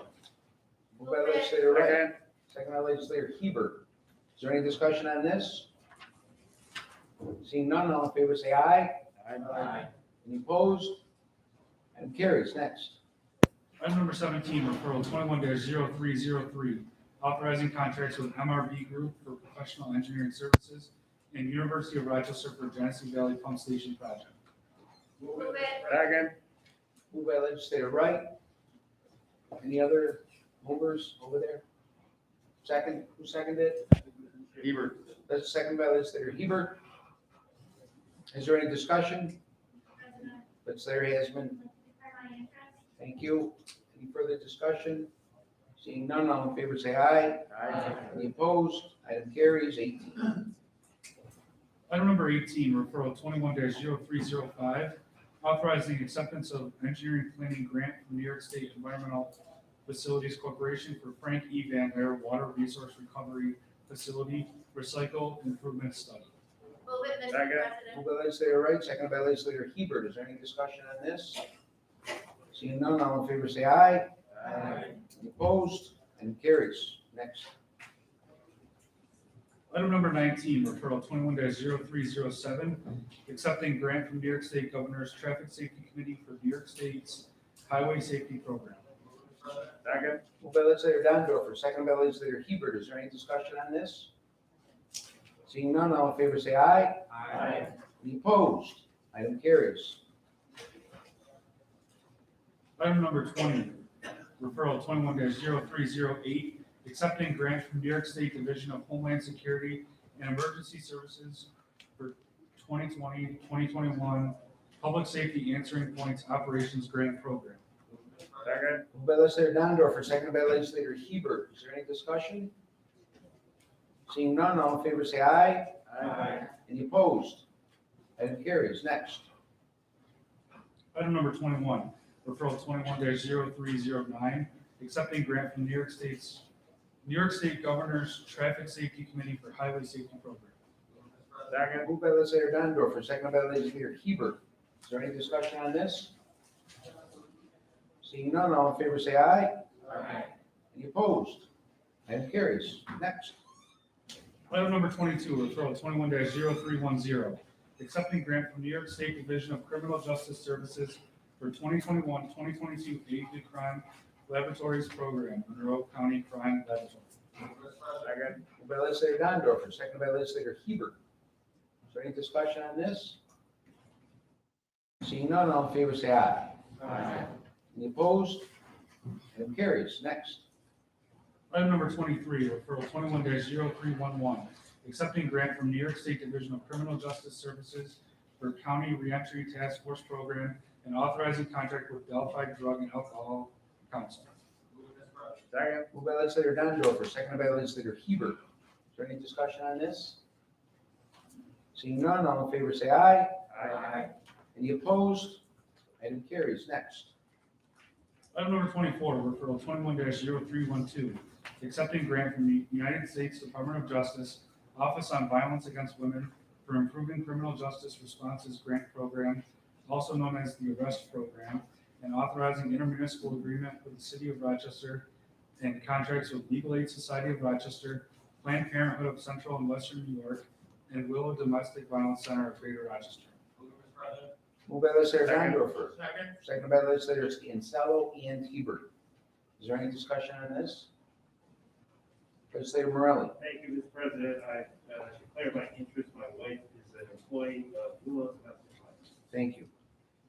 Any further discussion? Seeing none, all in favor say aye. Aye. Any opposed? Item carries. Next. Item number 25, referral 21-0313, accepting grant from New York State Office for the Aging for payment and expenses to respond to COVID-19 public health emergency and its negative impacts. Move it, Mr. President. Second. Moved by legislator Taylor, seconded by legislator Hebert. Is there any discussion on this? Seeing none, all in favor say aye. Aye. Any opposed? Item carries. Next. Item number 26, referral 21-0314, accepting 2 grants from New York State Office for the Aging for Aging and Disability Resource Centers, No Wrong Door Systems, COVID-19 Vaccine Access Supplemental Funding Program, and expanding access to COVID-19 vaccines via Aging Network Program. Move it, Mr. President. Seconded by legislator Taylor, seconded by legislator Hebert. Is there any discussion on this? Seeing none, all in favor say aye. Aye. Any opposed? Item carries. Next. Item number 27, referral 21-0315, amending resolution 214 of 2015 as amended by resolution 403 of 2015, resolution 250 of 2016, resolution 294 of 2017, and resolution 198 of 2020 to accept additional funding from New York State Department of Health and extending time period and authorizing contract with Rochester Regional Health through its Rochester General Hospital permitted laboratories for the public health campaign program. Move it, Mr. President. Second. Moved by legislator Taylor, seconded by legislator Hebert. Before discussion, I'd like to declare my interest. Is there any discussion on this? Mr. President. Yes, legislator Lamar. Thank you. It was declared interest. My brother works for Rochester Region, so there you go. Hey, Is that stretching it? That's stretching it a little bit. Thank you. Just want to make sure. Okay, thank you. Any further discussion on this? Seeing none, all in favor say aye. Aye. Any opposed? That carries. Next. Item number 28, referral 21-0316, amending resolution 132 of 2016 as amended by resolution 251 of 2016 to accept additional funding from New York State Department of Health and extending time period for lead poisoning prevention program. Move it, Mr. President. Second. Moved by legislator Taylor, seconded by legislator Hebert. Is there any discussion on this? Oh, second also by legislator Lee. Any discussion? Seeing none, all in favor say aye. Aye. Any opposed? Item carries. Next. Item number 29, referral 21-0317, accepting grant from Health Research for overdose data to action program. Move it, Mr. President. Second by legislator Taylor, second by legislator Hebert. Just interested in this as well as I have a very good friend who had her son was impacted by an overdose. Thank you. Did I have another second? Legislator Ernest Flagler Mitchell, also a second. Anybody else? Legislator Lamar? Any discussion? Seeing none, all in favor say aye. Aye. Any opposed? Item carries. Item number 30, referral 21-0318, directing the refund of certain Monroe County taxes levied and collected against property in town of Brighton. Move it, Mr. President. Moved by legislator DeFlorio, seconded by legislator Hebert. Is there any discussion? Seeing none, all in favor say aye. Aye. Any opposed? Item carries. Next. Item number 31, referral 21-0319, confirming reappointment to Monroe County Board of Health. Moved by legislator Taylor, seconded by legislator Hebert. Is there any discussion on this? Seeing none, all in favor say aye. Any opposed? Item carries. Next. Item number 32, referral 21-0320, authorizing settlement of notice of claim against Monroe County submitted by Francis Caravage. Move it, Mr. President. Moved by legislator DeFlorio, seconded by legislator Hebert. Is there any discussion on this? Seeing none, all in favor say aye. Aye. Any opposed? Item carries. Next. Item number 33, referral 21-0324, accepting grant from Health Research for Epidemiology and Laboratory Capacity Reopening Schools Program. Second. Moved by legislator Taylor, seconded by legislator Hebert. Is there any discussion on this? Seeing none, all in favor say aye. Aye. Any opposed? Item carries. Matters of urgency. Go ahead. Item number 34, referral 21-0359. Move it. Second. Okay, did you see, who moved that? You can read the title. I can read this on the authorization to enter into 2 settlement agreements in the New York Coordinated Opioid Litigation, Supreme County, Suffolk County Index number 400000/2017.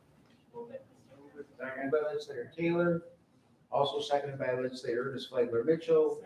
Second by Lamar, Lee, Hebert, Bofucci, Baines, Udelson. Anybody else? Felder?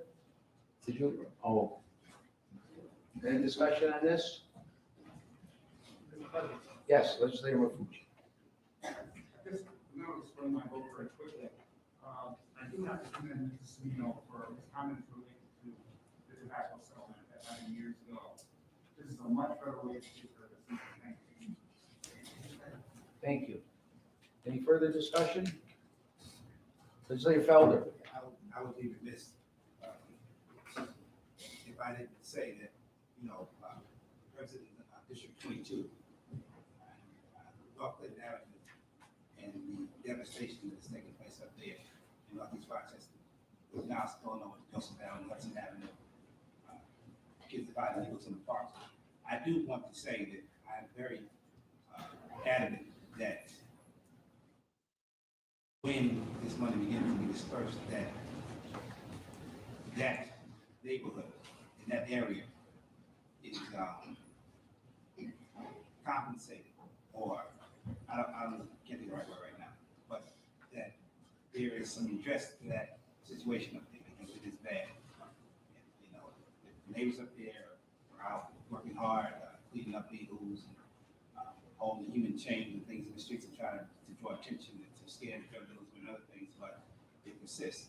So we want to make sure that, particularly for that area, that's my concern, that as we move into the future, that when they begin to look at how to spend this money, that neighborhood and the people in that neighborhood who have been working up there do things to try to mitigate the problem and eliminate the problem are system. Thank you. Legislator Lamar? Thank you. Through to the administration, I just have a question about the trust. And I'm wondering, what proactive measures can we take right now to ensure that this trust, which will be paid over a 9-year span or over 18-year span, will be spent accordingly if we're no longer in these seats. So what measures are we going to take right now to make sure that this money is touching the folks that it's supposed to touch.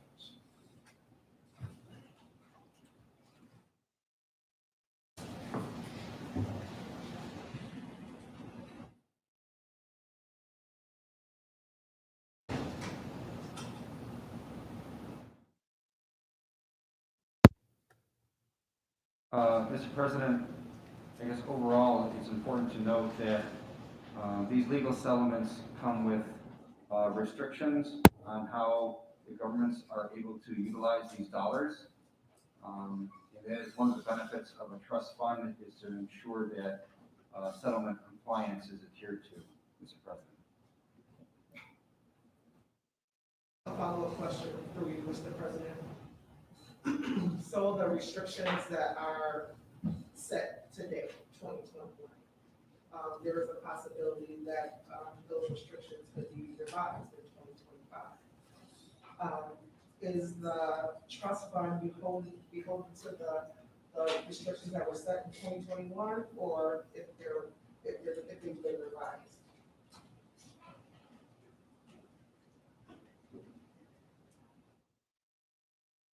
Through you, Mr. President, the restrictions that are set in the settlement agreement, it is theoretically possible, but extremely unlikely that they would be changed. Thank you. Legislator DeFlorio. Yes, thank you. Through you to the administration, is there any plan or intent at this point to involve the community partners in prioritizing the spending of this money?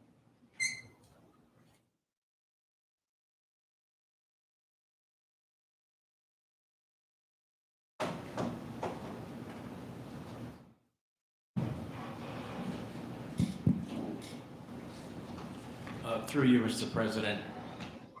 Yes, absolutely. There will be public input in terms of how we spend those dollars. The challenge that we face right now is we don't know what those final dollar amounts are going to be. Understood, and thank you. I appreciate that commitment. Legislator Brew. Yes, through the President, the administration, a couple of things. I'd like to acknowledge the previous administration for opting into this lawsuit. As we can see, the benefit is going to be quite extensive. This county and recipients of this benefit are going to be able to see for years down the road. To the President, a second question I had of the county is that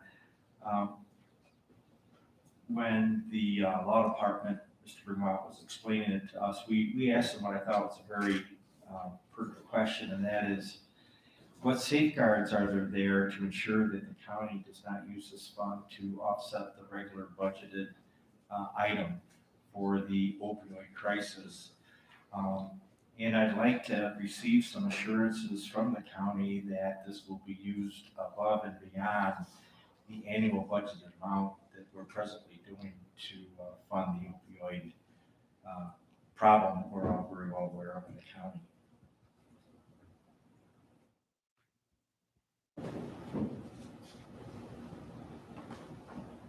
Mr. President,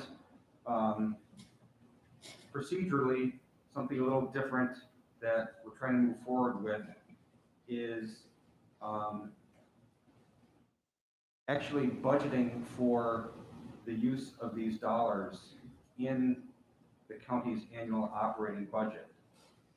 I would suggest that budgeting the use of these dollars within the operating budget with the offsetting charge to the trust fund is a more deliberate and transparent means that can be debated by this legislature, as opposed to how other trust funds have been operated in the past, which is it's an ongoing reappropriation, and the dollars are often spent directly from the trust fund rather than through the county's operating budget. So that is the intent going forward procedurally, that this body can debate on an annual basis. Thank you. Legislator Felder. I just want to reiterate my concern, piggybacking on what Legislator Wu just said. I think if we look at, if this settlement is about making communities whole who were devastated by opioid, and we want to make sure that, I said, Neverland seems to be the area that everybody comes to buy drugs in all of the counties, but in some cases, in other counties, I think the sheriff department, police department did a study some years back, license plates, found it from as far away as Livingston County, and Buffalo to Erie County to buy drugs up there. So we want to make sure, because they're the ones who had to deal with crime and the devastation in the neighborhoods. We want to make sure that it's all fine. So we're going to put this over here and do this. We want to make sure that we actually are making the people whole who have suffered through this, who have suffered through this epidemic, and not just doing administrative things. Thank you. Any further discussion? Seeing none? Vote. All in favor? Aye. Any opposed? Item carries. Next item. Mr. President, I move for a 10-minute recess prior to the consideration of the next two items on the agenda, please. Granted, 10-minute recess.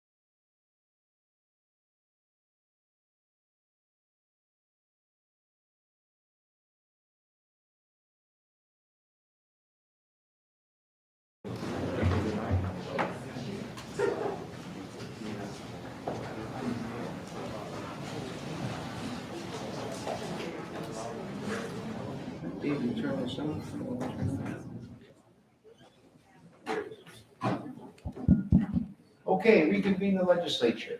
Mr. Clerk?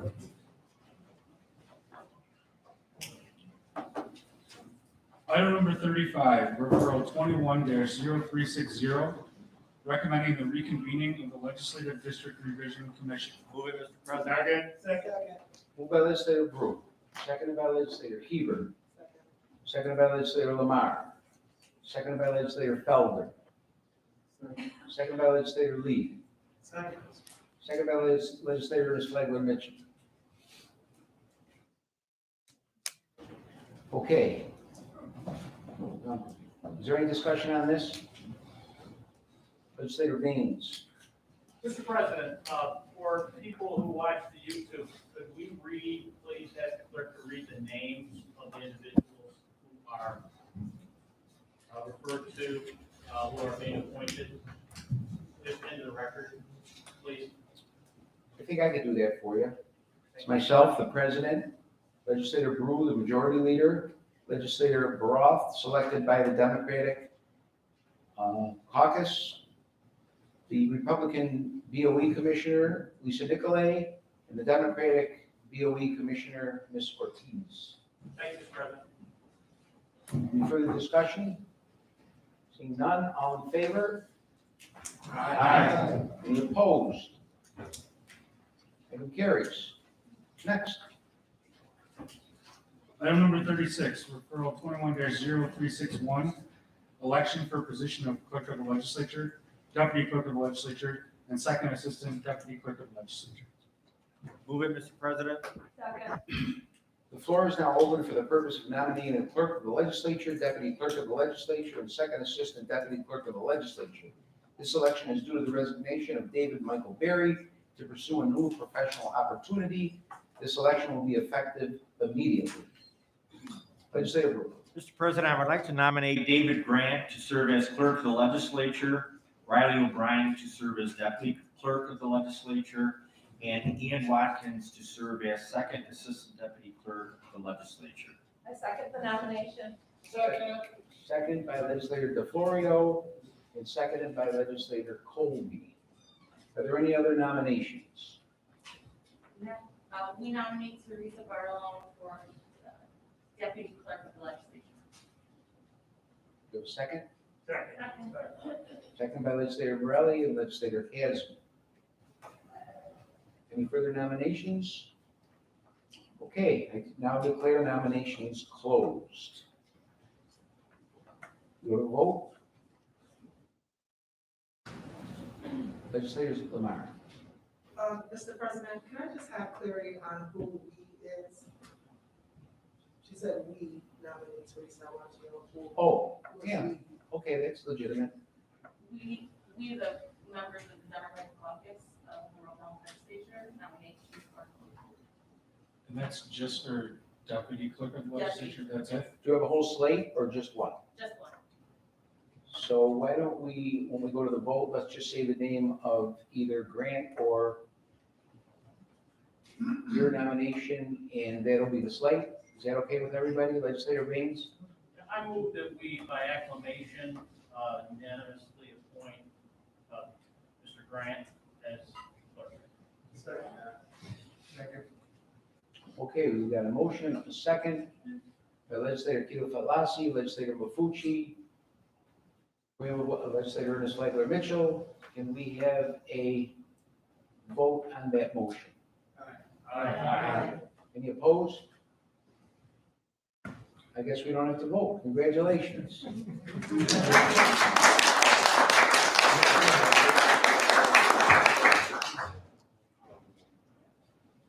I said a slate.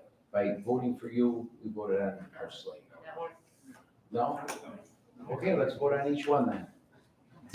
Let's vote on Riley O'Brien to serve as deputy clerk. Any discussion on that? All in favor?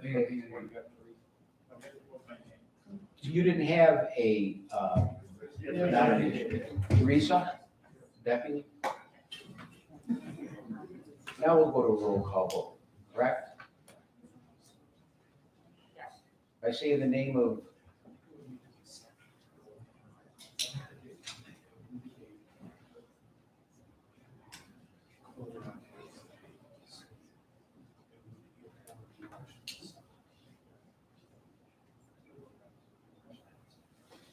Yeah, but we just voted you in. Mr. President, if I may, and someone can correct me, my understanding is that Mr. Grant has just unanimously voted for the position of clerk. Now we're moving to the deputy clerk position, which is just two names, so we can go through member by member and say the last name of either of those. Thank you very much, Counselor. That's what I said. Okay, so the vote will be either the name of Riley O'Brien or Bertolone. Okay? Mr. Brew. O'Brien. Mr. Feldman. O'Brien. Mr. Lee. O'Brien. Mr. Alcoff. O'Brien. Mr. Ansel. O'Brien. Ms. Barnhart. Bertolone. Mr. Baroff. Mr. Baines. Bertolone. Ms. Boyce is excused. Mr. Colby. O'Brien. Mr. Galahani is excused. Mrs. DeFlorio. O'Brien. Mr. Gondorfer. Mr. Flagler Mitchell. Ms. Hasman. Bertolone. Mr. Hebert. O'Brien. Mr. Kelly. O'Brien. Mr. Keelfit Lassie. Ms. Lamar. Bertolone. Mr. Mafucci. Bertolone.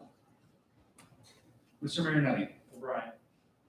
Mr. Morella. Bertolone. Ms. Roman. Bertolone. Ms. Smith. O'Brien. Ms. Taylor. O'Brien. Mr. Wilcox. Bertolone.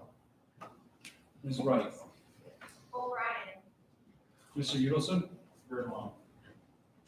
President Carbone. O'Brien. Riley O'Brien is the deputy clerk with a vote of 17 to 10. Congratulations.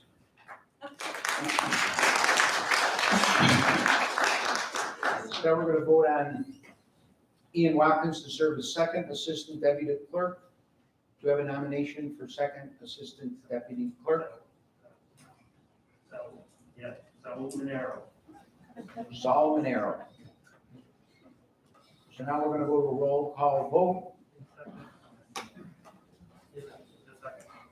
Second by Josh. Not me, I'm thinking for a second. I don't know. Do you have a second? Second. Wilcox. Okay, so now we're going to vote. We're either going to say the name of Watkins or Monero. Yes. Mr. Brew. Watkins? Mr. Feldman. Mr. Lee. Mr. Alcoff. Mr. Ansel. Watkins. Ms. Barnhart. Monero. Mr. Baroff. Monero. Mr. Baines. Monero. Ms. Boyce is excused. Mr. Colby.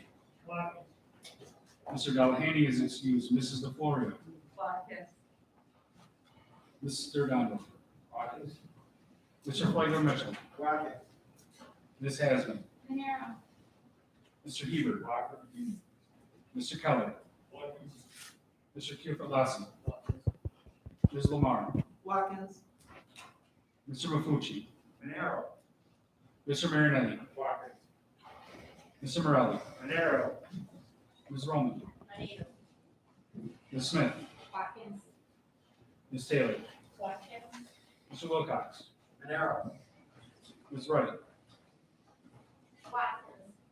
Mr. Udelson. Monero. President Carbone. Watkins. 18 to 9. Ian Watkins as the second assistant deputy. Congratulations. So just to be clear, Dave Grant is the clerk, Riley O'Brien, deputy clerk, Ian Watkins, second assistant deputy clerk. Congratulations. There being no unfinished business, legislator approved. Mr. President, we stand adjourned until 6 p.m. Tuesday, October 12th, 2021 at 6 p.m.